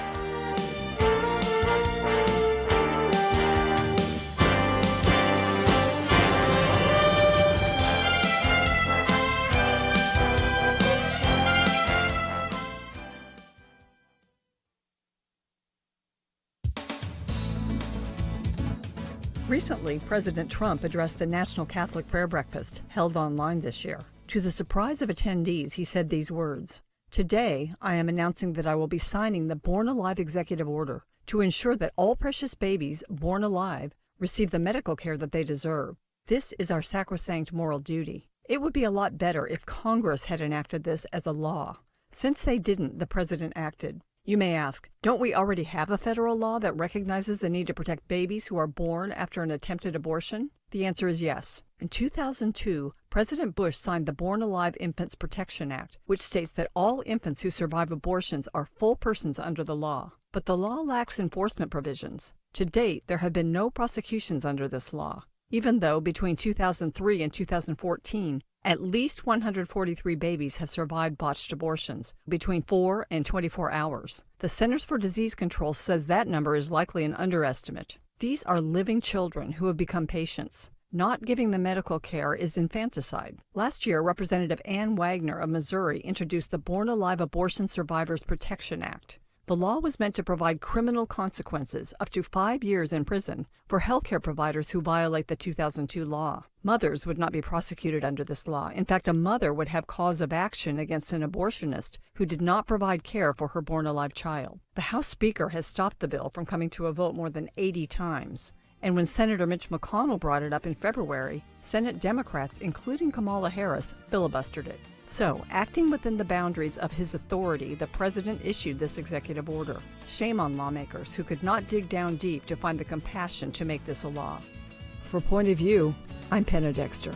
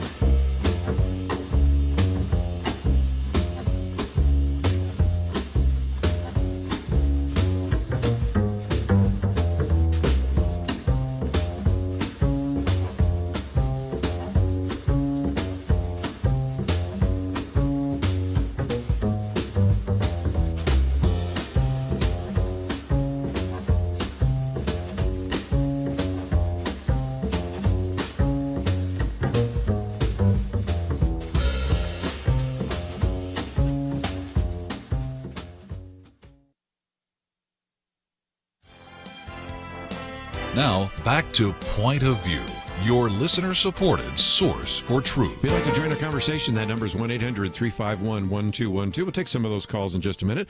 Kelly Shackelford, Lathan Watts, and I thought for a minute we would talk about the vice presidential debate, because that's next week. But I also, in the next hour, want to get some perspective on Amy Coney Barrett. And Kelly was in the Rose Garden when that announcement was made. We know quite a bit about her, so we'll talk about this. I mentioned earlier in the week about the whole issue of the tax returns of Donald Trump, and Kelly has got some material. I have some on that as well. And I just have difficulties with the fact that we're changing all the rules about the election in midstream here, and so that's another issue as well. So we'll take some phone calls, but Kelly, what about this? Because there is an opportunity for people to see individuals that are going to have a very significant amount of influence in the next 4 years, if indeed the Harris-Biden, I'm starting to call it that, ticket wins. I'm just sure that Kamala Harris is going to have a lot more influence than a vice president has ever had. And even if indeed Donald Trump and Mike Pence win, Mike Pence has certainly had a great deal of influence, and he's also going to be looking ahead to say, I might run in 2024, so I'm not going to allow too much to happen here if I can control it, and especially if COVID-19 has any kind of impact on Donald Trump, that's going to be important. So watching these vice presidential nominees is going to be more important than I think ever in terms of presidential elections and things of that nature. Yeah, I mean, I think it's going to be more focused on this one because you have, again, both of these are like, I mean, it's not like that this is, I'm saying this is going to happen, but like people are going to be watching, Pence and think, well, the president has COVID, so what if he's president, right? Right. And then people are going to look at Kamala Harris and go, well, you know what? I have a feeling that this Biden guy might not last. I mean, there are people watching this and they're thinking it's going to change he could everything. step down or he could, and so they're like, you're looking. I mean, usually the vice president's like, oh, who's a nice compliment to the president, but because of the timing and everything that's going on right now, I think people are going to be looking and going, these could be the two presidential candidates right here, essentially, and which is very different. And again, while people know about both of them, I think they don't know a lot. And while, for instance, the Democratic Party knows more about, Harris because she ran in the primary.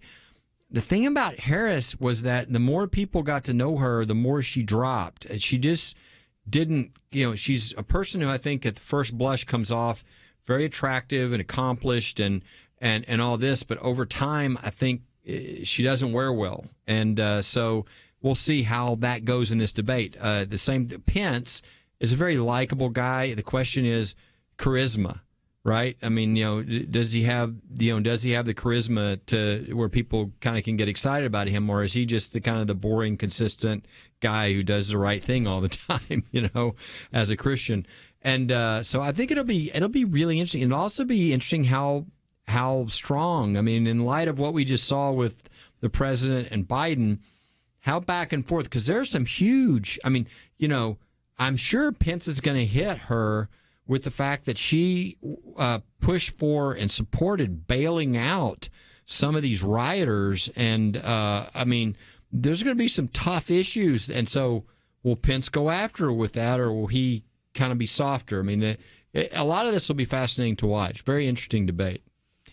Harris was the first out in the Democratic primary, because she wasn't really palatable to Democrat voters.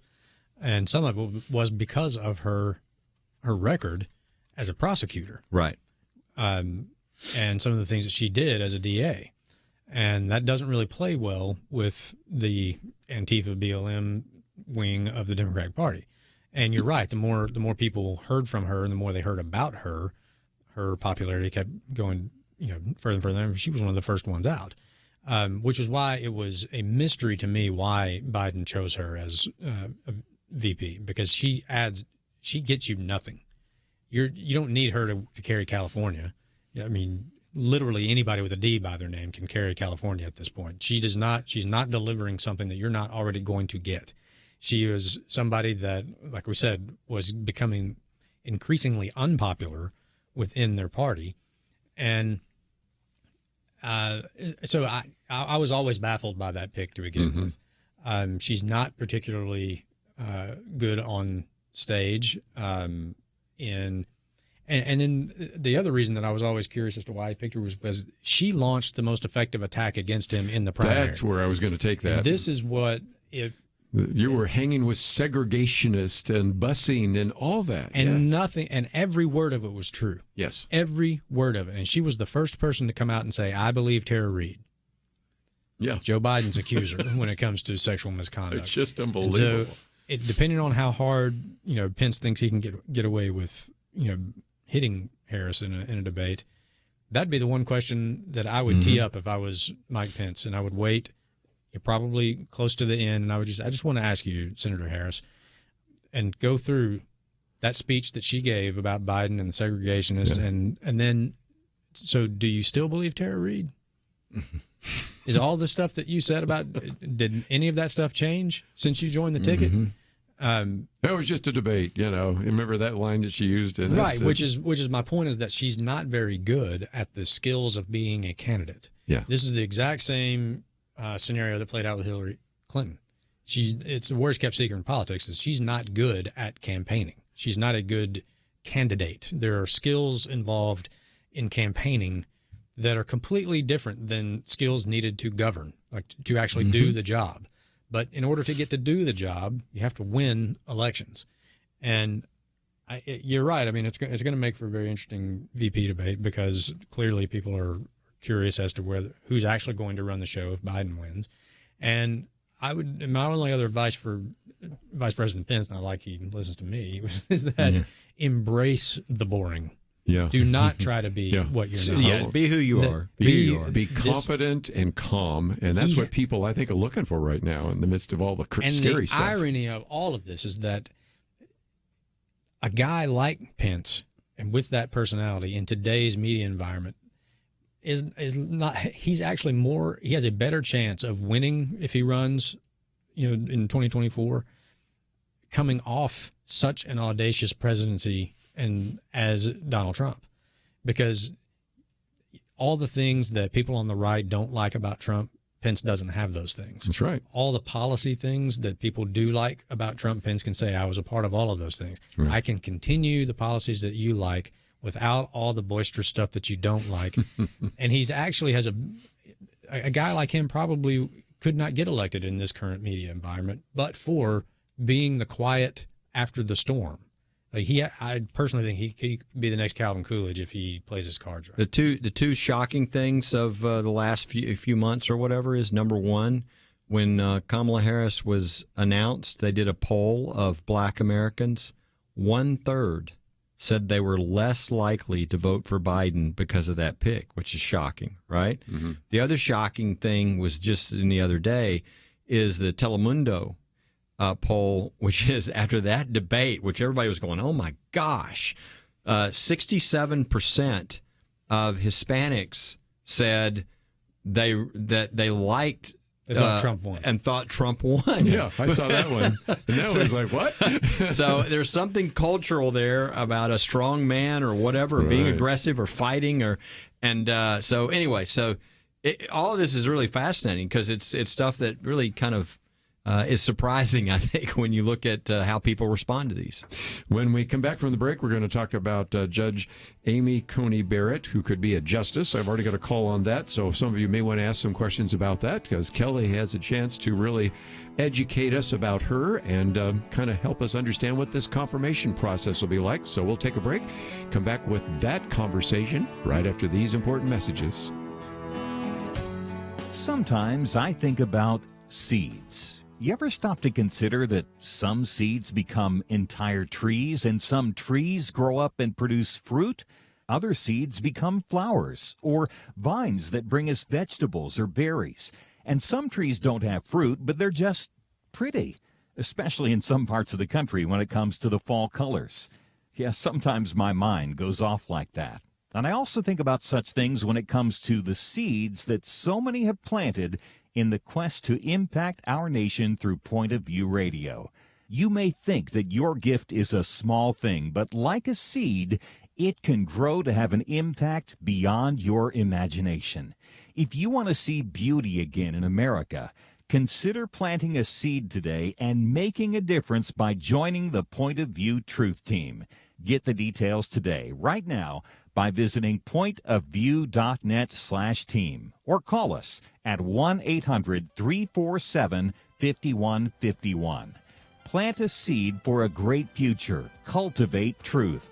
Pointofview.net/team and 800-347-5151. Point of View will continue after this.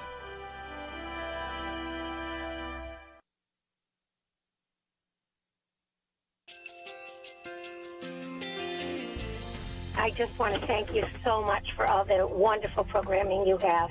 You're just absolutely fantastic. I recently started listening to Point of View, and I really found it interesting because of the different subjects you cover. Thank you for that. I really appreciate everything that you do in keeping us informed.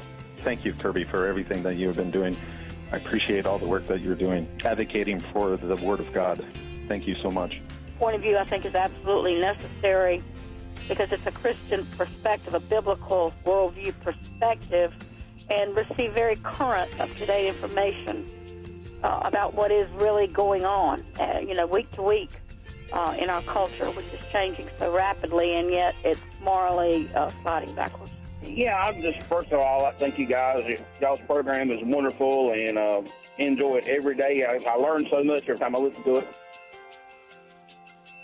Point of View Radio Talk Show.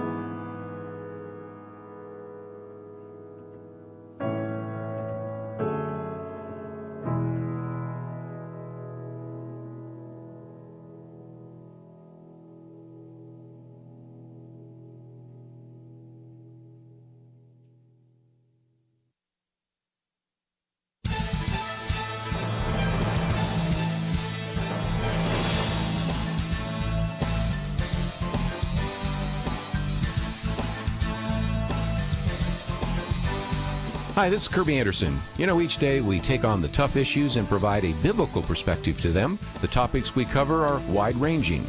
Apologetics, theology, prophecy, creation and evolution, intelligent design, marriage, family, child-rearing, the millennial generation, trends in society, politics, economics, business, religious liberty, the Constitution, public policy, foreign policy, military policy, tensions in the Middle East, abortion, homosexuality, pornography, sexual ethics, media, technology, history, and America's godly heritage.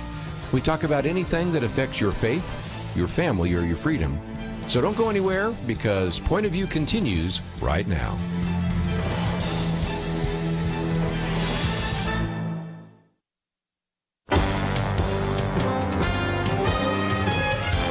Across America, live. This is Point of View.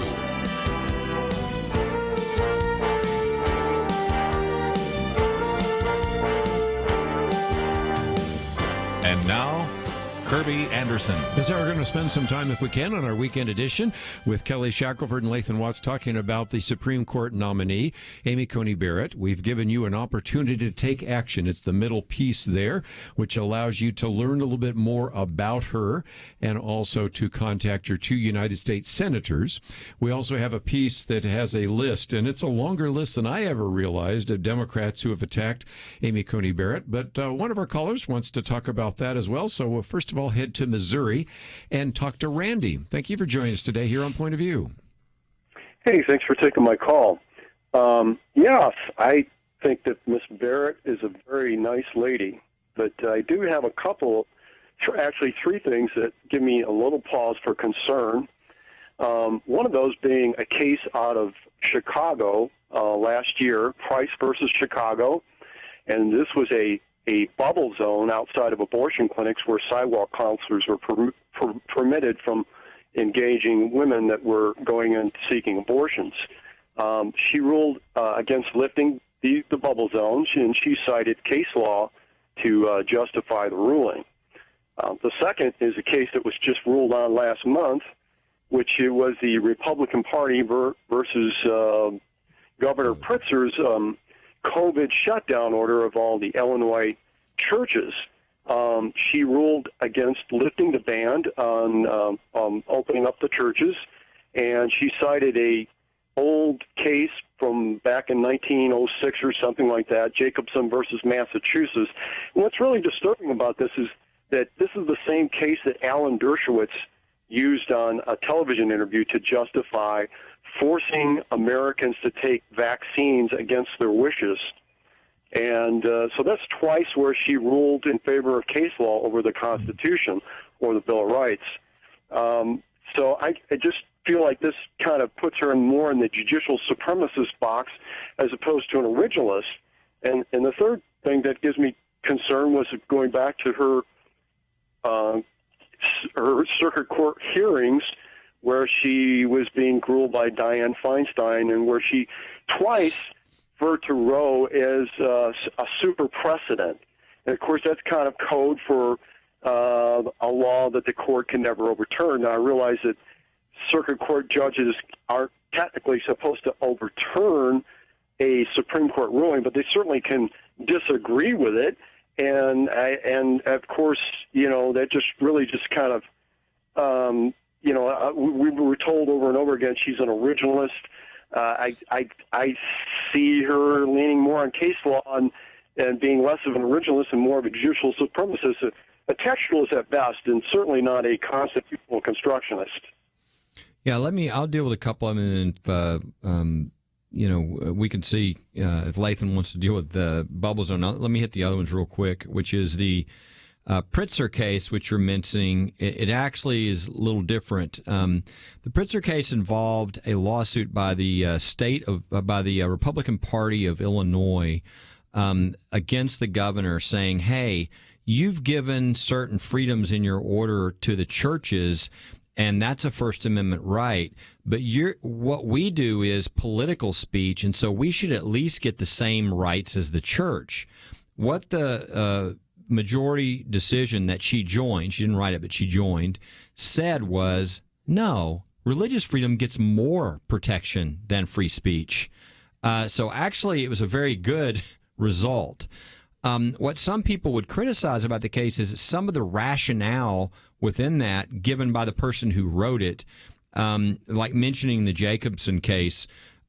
She, in the perfect world, should she have probably written a concurrence to say, I agree that religious freedom is more protected than just free speech, and written her own rationale on all those details? Sure, she should have, but she didn't. But that's very different from saying she, ruled wrongly. She did the right thing on how she went down on that case. On the super precedent, she's actually done the opposite.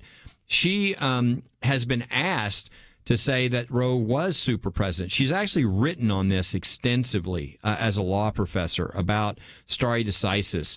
And she said that there are certain things that she would consider like a super precedent, like Brown versus Board of Education, is she used as an example. She specifically said Roe is not. However, that doesn't mean that she is saying stare decisis should be thrown out, that all precedents should be overruled every time you disagree with them. And so I think that's what you would expect someone to say. I think that's what Scalia would say. But she's actually been criticized for not going along with his idea that Roe is some sort of super precedent that can't be overruled. And in fact, some of the attacks you're seeing right now are very much on that very thing. Yeah, and I think that's exactly what this upcoming hearing will be all about.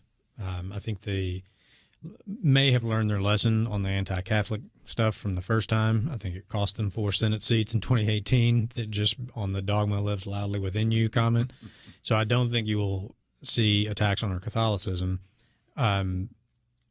overt attacks. It will be implied via the line of questioning about Roe. And I think that's what the entire hearing will likely hinge on. The Price versus Chicago, I have to admit, I have not read that opinion yet, so I can't give much of an informed opinion about it. But another thing about the GOP versus Pritzker opinion is if it further demonstrates if she was sort of a politician in a robe, she would likely have ruled in favor of the GOP. And that's one of Scalia's things about, an originalist, a textualist, sometimes arrives at conclusions that they don't like. And if she truly was, just looking out for, quote, conservatives, she might have found a way to let the GOP win, and that's not the kind of judge that she is.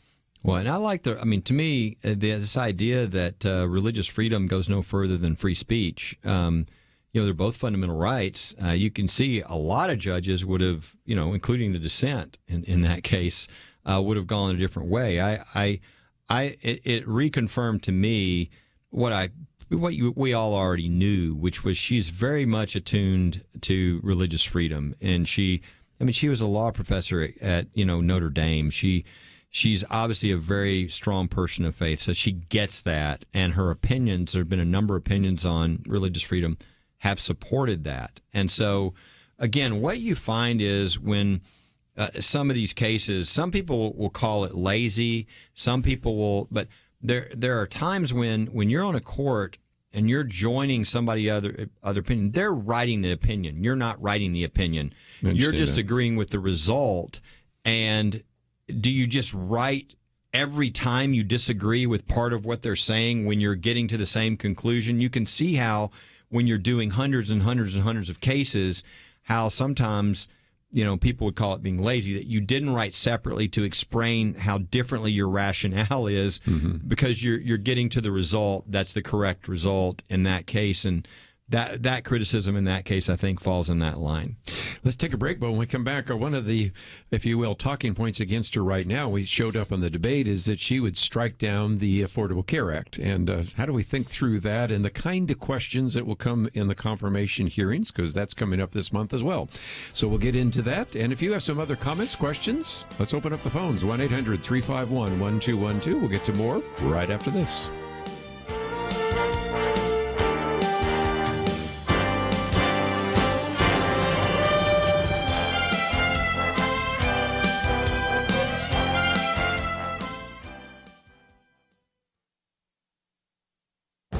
This is Viewpoints with Kerby Anderson.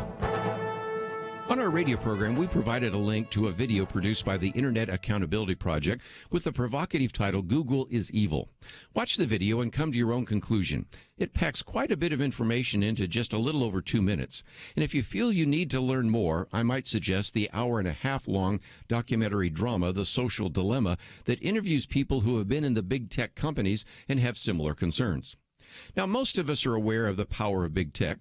These few tech companies can control what you see and how you communicate on their platforms. In this video, Rachel Bovard fills in many of the details and warns that Google has much more power over your life than you realize. For example, Google controls what we see, when we see it, and what we can say, and they do this to over 90% of the world. Google tracks us where we go without our permission. Google most likely has your medical records. They have already collected the medical records of 50 million Americans without their consent. Google makes more money than 92% of the countries on Earth. The video also claims that it helps dictatorships suppress minorities. Now, as outrageous as that claim might seem, there is good documentation on the internet and at various human rights websites to back that claim. And this video is hardly the first to claim that big tech has been using its power to control elections in other countries and now wants to do it here in America. All of this might be difficult to digest in one viewing of the video. Next to the video are numerous bullet points and more than a dozen links to document much of the information. Study this for yourself, and I believe you will come to the same conclusion. I'm Kerby Anderson, and that's my point of view.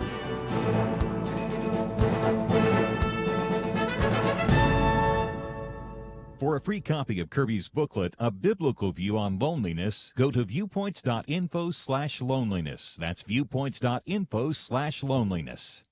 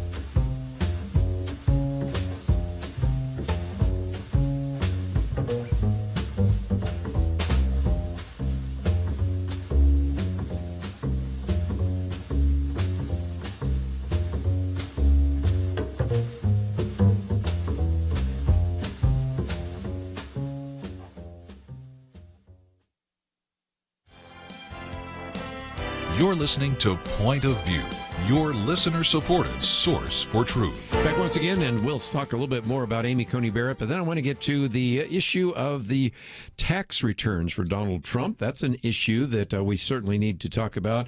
Some of the questions about ballot deadline, and one of our articles here, the man versus the movement, the man being Donald Trump, the movement being all the people behind, if you will, the socialists and others that are behind certainly Joe Biden. But just for a minute, one of the sort of attacks right now, it surfaced in the debate, is that Amy Coney Barrett is going to strike down the Affordable Care Act. Well, first of all, that is assuming a lot of things, isn't it? So, Lathan, help us out to even sort this through. We're going to watch this. We're going to hear all sorts of charges. We're going to have women dressed up as looking like nuns and everything, and there's going to be people shouting during the confirmation hearings. But if we sort through that, what about this question about the Affordable Care Act and whether or not people are going to lose their pre-existing conditions, clauses, and things like that? Well, you know, Roberts was the justice that wrote the opinion that upheld Obamacare, and I think that was poorly decided. I think he did get it wrong, and if that's the worst you can charge Amy Coney Barrett with, that she's going to help undo a bad decision, then okay. But people forget that in order to, even if that's what she wanted to do, in order to do that, you have to have a case in front of you as the vehicle to do it, and you have to have 4 votes in order to take the case. And Roberts, being one who wrote the opinion, that upheld it, is not likely to vote to bring a case in front of the Supreme Court as a vehicle to undo it. And that's a good answer. Yeah. So this is so hypothetical that it's a hypothetical of a hypothetical, really. Well, and okay, so let's assume the worst. Okay, for the sake of their argument, they correctly decide that Obamacare was an unconstitutional statute. Well, then it's up to the Congress to fix it. If that's truly what the American people want, coverage for pre-existing conditions, then Congress has to figure out a way to do that within the parameters of the Constitution.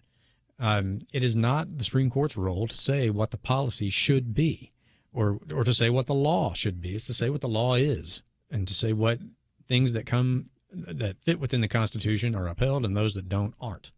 Yeah, it's proof number one that the Democrats don't understand what the court is, don't want the court to be the court. They're talking about whether you confirm a judge, not based on their capabilities, their intelligence, their steadiness, their judicial temperament, their commitment to the Constitution, to proper judicial philosophy. It's no. How are you going to rule on? I think you might rule a certain way on this case, which gives us a policy result that we don't like. Well, the answer ought to be, well, maybe you ought to go do your job and pass some legislation instead of asking judges to do your job. But let's go back to this, what they're talking about. They're talking about that when Roberts originally did this decision, almost everybody knew this was not rationally done. This was Roberts saying that he looking and going, oops, this did violate the Commerce Clause.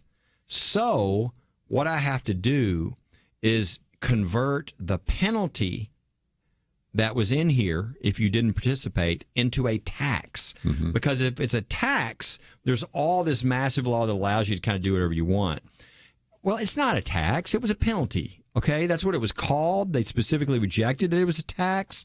But this is what Roberts did to play politics a little bit here and keep, it from getting knocked down.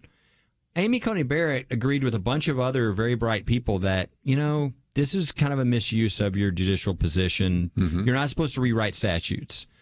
Okay, I don't think that's that remarkable. Almost everybody on the left and the right agreed that that's what happened.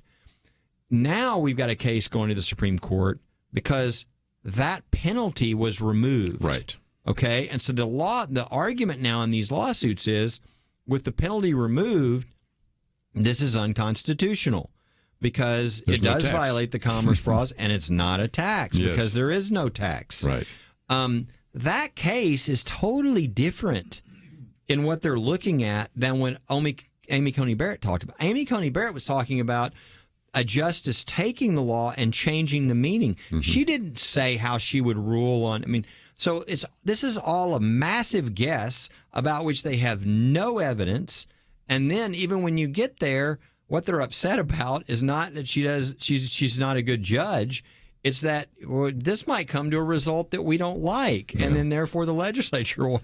So it's just so wrong on so many levels. Yeah, it's a policy decision, and judges aren't supposed to make policy decisions. Yeah. And just you reminded me when you brought up how Roberts, what a train wreck of an opinion. Yes, that opinion is. Because if you're reading it, it looks like it's going the other direction. Drudge Report actually got it wrong. Yeah, initially got it wrong because when everybody was reading the opinion, real time, and you're trying to be first out there, they actually put up a headline that said he had struck it down, and then they had to pull it back down and put up the correct headline because there was another at the beginning of that opinion. It's an old, and I don't remember the case, but there's a case that says for the Supreme Court to invalidate a tax, it has to have already been collected. And this was a statute that wasn't really in place yet. And so the opinion starts out by saying it's not a tax because if it was a tax, we couldn't really rule on it because it hasn't been collected yet. Until it was collected, right. Then later. Yeah. And it clearly violates the Commerce Clause, which is why people are saying, reading the opinion going, it's out the door. And then right towards the end, but it's constitutional because it's a tax, not a penalty. In the same opinion, you said it's a tax and it's not a tax. Yeah. So it's a disaster of a decision, and it should be, fixed. But fixing the decision is not about fixing health care. It's about fixing the decision that you got wrong. Right. It is not about covering who's got what pre-existing conditions. That's policymakers' job, not the court's job. And that's why that's why the founders made the federal judiciary lifetime appointees and not elected, They're not supposed to. Policymakers are elected. They are directly accountable to the people they are making policy for. If the people want something and they express it through the legislature and the executive, but it does not fit within the parameters of the Constitution, it is the judiciary's job to say no. You can't do that. Okay? That's their job, and that's why they're insulated from being elected and reelected, because it's their job to sometimes say no to the will of the people. But the founders also put a way in there that if the people really, really want it, they can come back and amend the Constitution and say yes. Yeah, now it is. Yeah, let me put it this way, a little bit of a different way. Like, let's go back to the earlier caller. I looked up real quick in the break. He was talking about the Price versus Chicago, which is a floating bubble zone about pro-life protesters, which basically takes away their free speech rights. It's wrong, okay? Yeah. But there's a Supreme Court decision that says it's okay. It's called the Hill case. Hill case, yeah. And I remember being shocked when that decision came down because it's just so wrong. Well, Amy Coney Barrett was on a lower court, and that came up to her. That's what this Price decision was. Now, what do you want her to do? Do you want her to say, that Supreme Court decision is wrong, and I'm not going to follow it as a lower court judge? Well, you know what? If that's the attitude, then when you put them on the Supreme Court, they're going to look at the Constitution and say, that Supreme Court, that Constitution is wrong, and I'm going to do what I think is right. Now, you want somebody who understands, authority and who understands their limited role, that they're not a legislator, that they're not the king, that they're not God. Their job is to be restrained and to say what the law is and to follow the law. And so as we're looking for Amy Coney Barrett, you want to pick the person that wants to do politically for you what you want them to do. Well, if you give them that power, they might do things that you don't want them to do. And now you can't change it because they're there for life. And it's a disaster of everything this country's about. You're supposed to be able to have accountability. You're supposed to be able to go to people. I mean, your House members, every 2 years, they're up for office because they've got to justify where they are on these policy positions. And if you don't like them, you can change them out. Senate, so we don't want everything to jerk back and forth every 2 years. So the Senate's every 6 years, but you can replace them too. That's the way it should occur, not with justices on the Supreme Court. So Amy Coney Barrett is exactly what we're looking for. Somebody who is a person of faith, who has those beliefs, who's going to be very different. Everybody on the Supreme Court's Yale or Harvard. She will be the first one on this court that's not Yale or Harvard. She's she's a mom. She's going to be the only mom on the court. She's got a special needs child. She's got 2 adopted children. I mean, this is the most America we've had on the Supreme Court in a long time. So I think, and she's very restrained and brilliant at the same time. So just a great combination, I think. Well, if nothing else, we've given you some talking points. And again, if you want to take action, we have a take action item, Judge Amy Coney Barrett confirmation, and it's on our website, pointofview.net. We come back. We do supposedly have the tax returns of Donald Trump. Want to get some comments around the table and want to hear your comments as well. 1-800-351-1212. Having civil conversations about important issues seems to be harder and harder. Various media outlets tell people what they should believe, why they should be outraged, and getting people to actually think, well, it can be difficult. Whether it's the gospel, tax issues, social policy, or just about anything else, you need to have solid information and clear thinking to address the hard issues. You need God's truth applied. And that's what you get in less than 2 minutes with Point of View's Viewpoints Commentary, a daily resource to help you be informed and think through the things we need to be talking about. It is free and will arrive in your inbox each day when you visit pointofview.net/signup. Sometimes we know we should say something, but we're silent because we're not quite sure what to say. Viewpoints Commentary can help you break the silence and change the narrative. It can make you a more equipped agent for truth. Get your free subscription to the Viewpoints Commentary at pointofview.net/signup. pointofview.net/signup. Point of View will continue after this.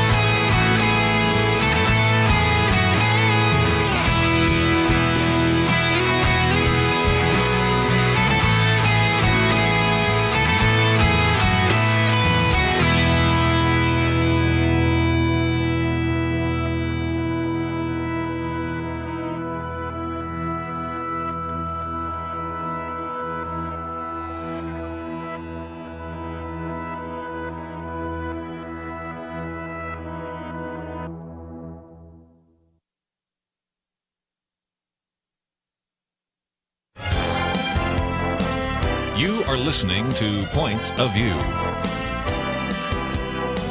The opinions expressed on Point of View do not necessarily reflect the views of the management or staff of this station. And now, here again is Kerby Anderson. Final half hour. If you'd like to join us, 1-800-351-1212. Some people didn't want to come on the air, said they really complimented both Kelly Shackelford and Lathan Watts for kind of explaining some of the details of Amy Coney Barrett, and so that is certainly the case. Let's give you a timeline for just a minute. We mentioned the vice presidential debate. That will be next Wednesday, October 7th. The moderator is Susan Page. She's with USA Today. That probably will be pretty good.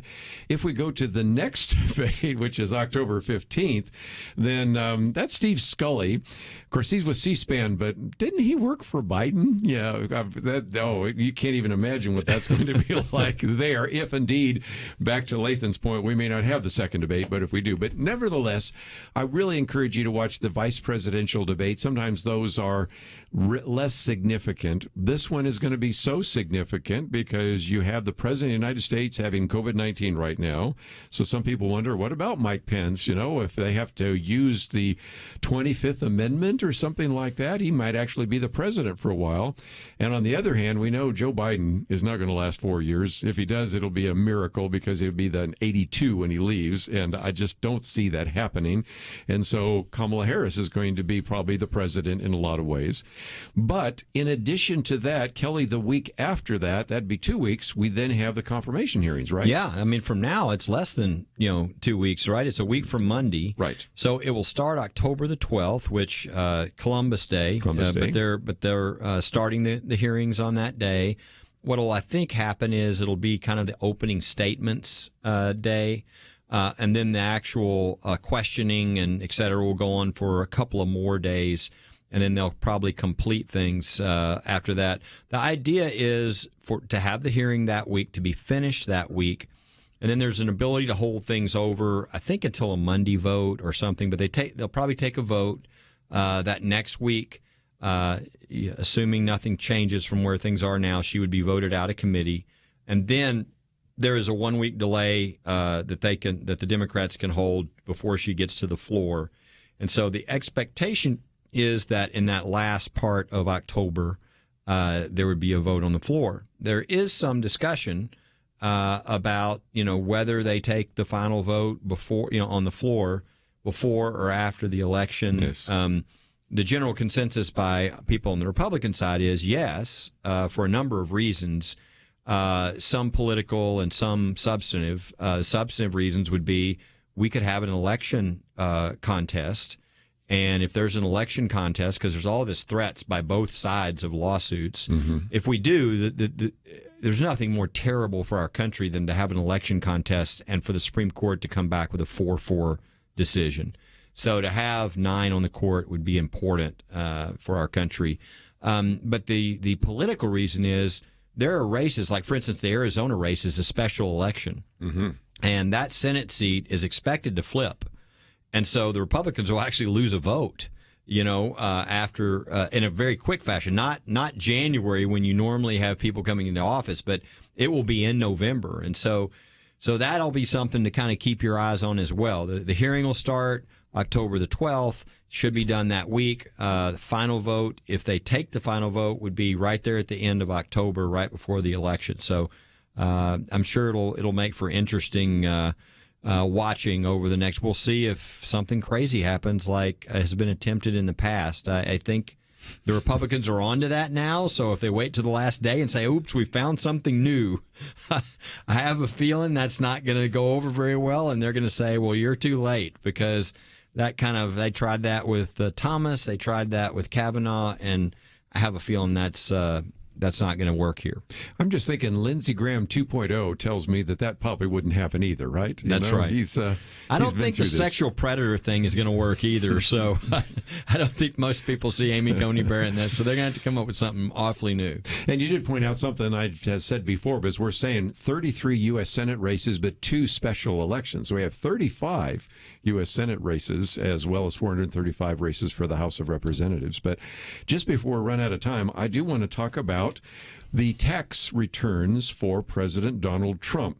Now, you had passed on to us, and people can read this as well. Kevin Brady's been on the program with us in the past, been a while, with Ways and Means, and he's really had some questions about whether or not there's even been an independent confirmation of the New York Times story. What about that? Well, the Times story is considered fairly weak as they've probe for it. For those who don't know, what they said is that Trump paid, I think, was it 2016, 17? They paid $775 in taxes. Number one, that evidently is not very accurate. And there's been no real confirmation of it. And in fact, they're saying it appears that they were wrong. The president in the debate was, interesting how this pops up right before the first debate, right? Not an accident. I'm sure they've held these until now. Yeah. And by the way, if someone leaked this, it's a crime. Yeah, somebody should be going to jail. Yeah, but I don't even know that they leaked anything because I don't think it's accurate. But Trump's answer was, you had Chris Wallace saying, how do you respond to this allegation you paid $775 in taxes? And Trump said, I paid millions in taxes. Now, I thought it was highly inappropriate.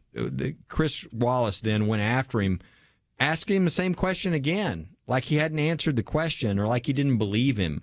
Mm-hmm. He didn't do that to Biden. That was not being a good neutral journalist, which I know Chris Wallace wants to be. I thought that was bad. The other thing, though, is let's say it's true. Let's say it were true. I don't think most Americans have any problem with that, to be honest. I don't know why the Democrats think that's such a huge deal. If you make millions and millions of dollars and maybe you lose millions and millions of dollars in a particular year, you might not have much taxes, and everybody realizes, because everybody has this in their own life. There are certain times when maybe something really big happened and maybe there's a big expense, and sometimes they're not in the same years. And so sometimes it'll just wash over into a year. And I think everybody wants the president to be smart enough to take whatever deductions he can take under the law. And nobody's claiming anywhere that there was anything illegal about what happened. So the whole thing is just really odd to me. It seems unfactual. If it were factual, it would be criminal. He answered it by saying that he paid millions of dollars in taxes. And even if all that weren't true, I just don't think Americans say there's something wrong with businessmen, that have money come in, finding expenses that they've actually paid to write those off. Yeah, I think the whole push to get his taxes was in hopes that there was something embarrassing there. Like I really connection think with Russia, which didn't seem to surface so far. Yeah. Right. Which, yeah. If you think that's the case, and you think somebody is crooked enough to take money from Russia, you think they're going to report it on their taxes? Are you really expecting to see it there? But I really do think, though, that was really what was the drive. I think there were people, and some even hinted at it, in the press back during the 2016 campaign, that he's really not as rich as he says he is. Yeah. And so they were hoping if we can get his tax returns, that we can show, well, he's actually not even a billionaire, or that he had to claim, payments that he made to Stormy Daniels, as a, or whatever. If there were other things like that, I think they were just hoping to find something embarrassing, and they didn't. The Times brings it up, like Kelly said, right before the debate, so it can become a debate topic.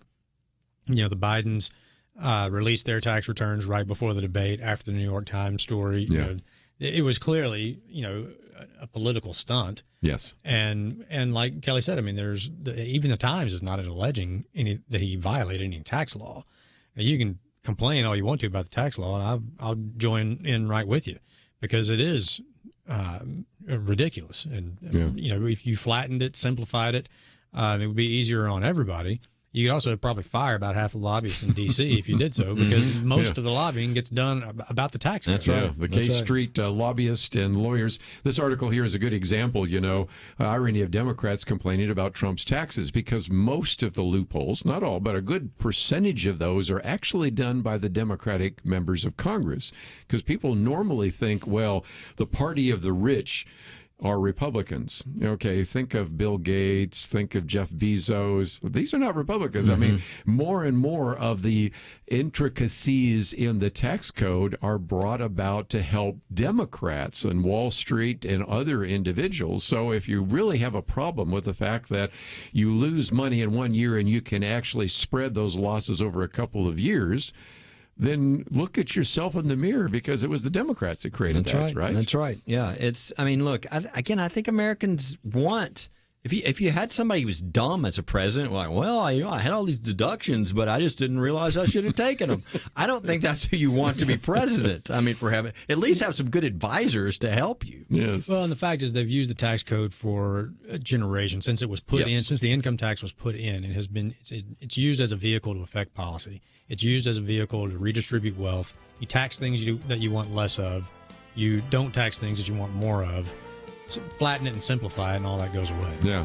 Flat tax, fair tax. We'll talk about that another day, but we'll come back and talk about this election in front of us right after this.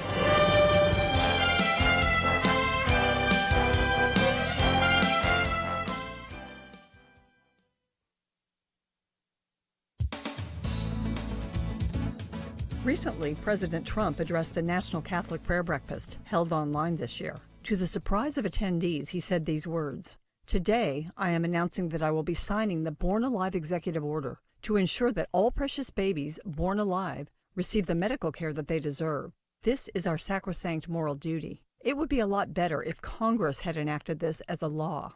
Since they didn't, the president acted." You may ask, don't we already have a federal law that recognizes the need to protect babies who are born after an attempted abortion? The answer is yes. In 2002, President Bush signed the Born Alive Infants Protection Act, which states that all infants who survive abortions are full persons under the law. But the law lacks enforcement provisions. To date, there have been no prosecutions under this law, even though between 2003 and 2014, at least 143 babies have survived botched abortions between 4 and 24 hours. The Centers for Disease Control says that number is likely an underestimate. These are living children who have become patients. Not giving them medical care is infanticide. Last year, Representative Ann Wagner of Missouri introduced the Born Alive Abortion Survivors Protection Act. The law was meant to provide criminal consequences, up to 5 years in prison, for healthcare providers who violate the 2002 law. Mothers would not be prosecuted under this law. In fact, a mother would have cause of action against an abortionist who did not provide care for her born-alive child. The House Speaker has stopped the bill from coming to a vote more than 80 times.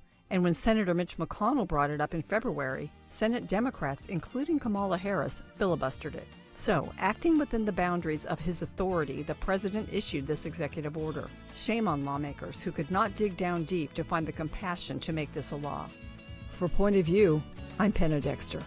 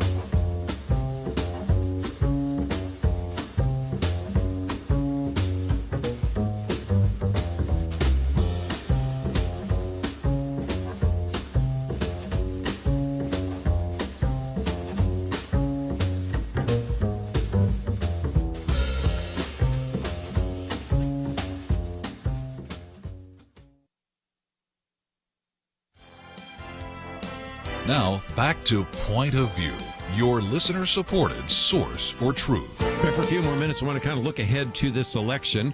I think Lathan, you'll be with us next Friday. Kelly will be with us the week after. Maybe the first time I have the two of you guys together for a while. And when we look at the map, if you assume that this map is based upon the various polls in the states, because we're not running a national election, we're running 51 elections. If indeed you look at those states that are leaning or already pretty much in the Biden camp, camp. In some respects, that's one of the reasons why he's staying in the basement, because even if Donald Trump could win all of the so-called toss-up states, I still have trouble saying Texas is a toss-up state, but okay. But you see that in some respects, for Donald Trump to win, he's got to flip some of those states like he did last time, and that would be Wisconsin, Michigan, Pennsylvania. And, of course, the big question, which gets us to the other point, is it's quite likely that this election is going to go into overtime because we're moving these deadlines for these ballots. So I just want to get your thoughts around what you see happening over the next couple of weeks. And with all of these attempts, I'll just pick out Pennsylvania, for example. You no longer have to have the ballot in by November 3rd. You can have it in by November 6th. What does that do to even knowing who the president is that election night? It's a disaster. It's really bad for the country. This all started allegedly because of the coronavirus, and supposedly, people weren't safe to go in and vote, which is it's silly. All these people are going to the grocery store. There's been a bunch of studies that show that the voting is actually safer than going to the grocery store. There's no reason for any of this, but what they've done is they've created really a bad situation. Look, there are some states that have voting by mail. They've been doing it for a number of years. They've at least got some control over what's going on. I still don't think it's a good way to do things. The Democrats themselves, by the way, in lawsuits have stated that it's the most open to fraud and problems. It also is the most open to not having your vote counted because you send it in, you don't sign the affidavit, you do it differently, you don't follow. I mean, there's a good percentage of people's votes that will not be counted that do by mail. It's much better if you can go in person. But what they've done is they've lifted, I don't know what the number was 4 years ago, but they're thinking it could be 81 million people. And the idea of mailing 81 million ballots to people on a list who didn't ask for the ballot, and they all of a sudden start showing up in all kinds of people's mailboxes, and we've all seen the pictures of just stacks of these things thrown into the trash can. Yes, we have. And so all somebody has to do is pick that up and just fill them out and put them in. We've seen the story of the votes by people in the military, and somebody threw them all away because they all voted for Trump. It's just a really bad way to do things, just period, okay? But it's really bad when you're doing it the way they're doing it now, which is, if your vote is postmarked on the day of the election, and even if it comes in like a week later, we're still going to count it. Well, now you can't even know who won on election day. I think in Pennsylvania, I don't think you're allowed to start counting the ballots until the day of the election. Why not? I mean, what? So they're creating chaos.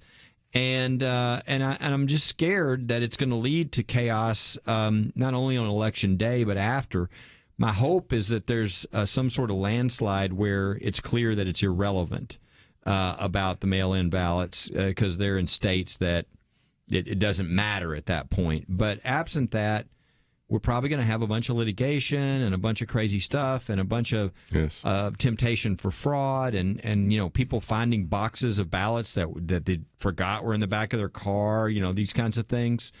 And that's just not the way we want to elect our president. So I really pray that we can avoid this. And I hope that in the future we can come up with a system where we make sure that you need to get this done on election day for the sake of the country, and these other approaches are really unacceptable. Yeah, I think where the potential for it to really get out of hand and really sow doubt about the outcome of the election is if in some of these sort of battleground states, Pennsylvania, Ohio, Wisconsin, North Carolina, Minnesota has been a North Carolina has been a swing state. Yeah. So how it plays out is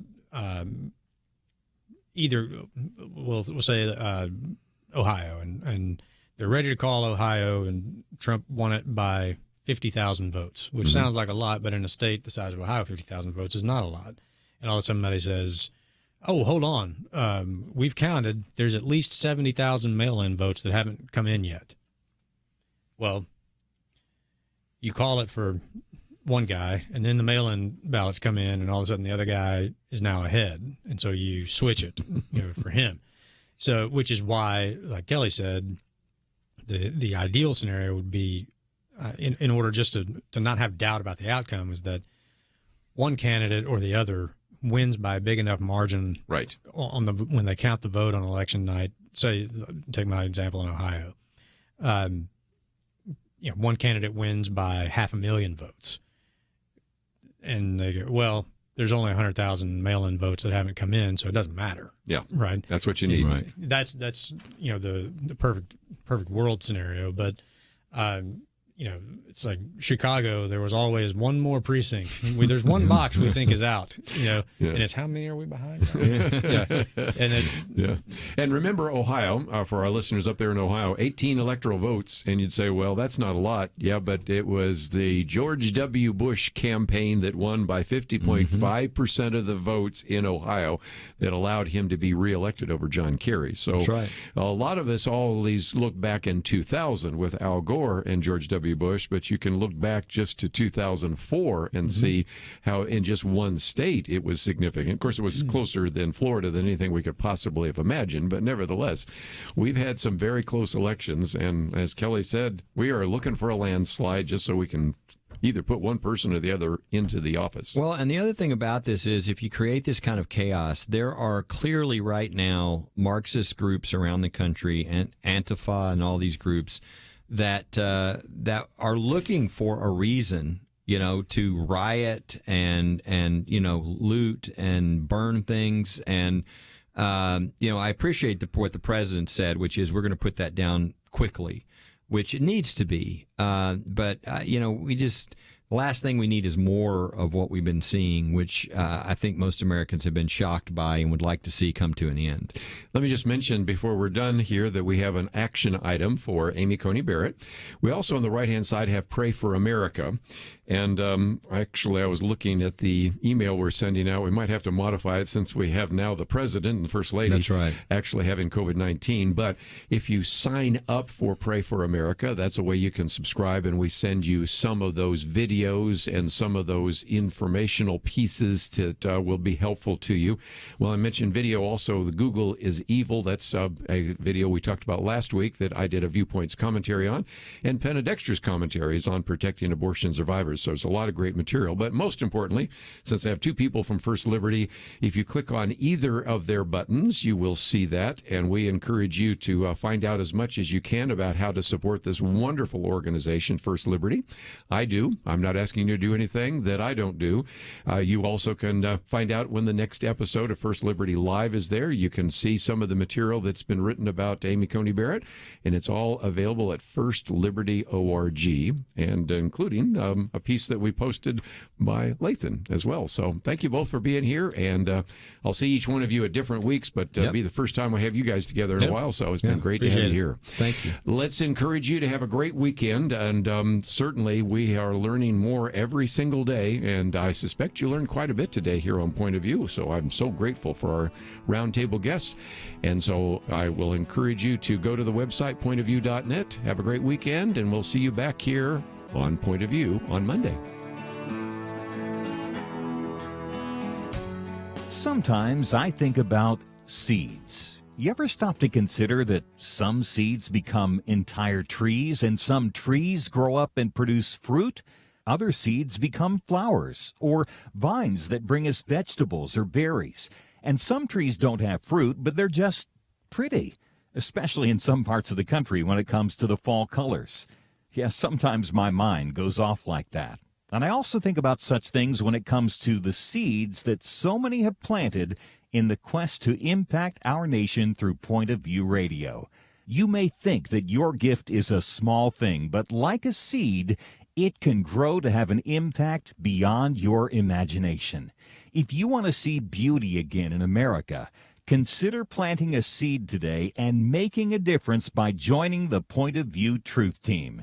Get the details today, right now, by visiting pointofview.net/team or call us at 1-800-347-5151. Plant a seed for a great future. Cultivate truth. Pointofview.net/team. and 800-347-5151. Point of View is produced by Point of View Ministries.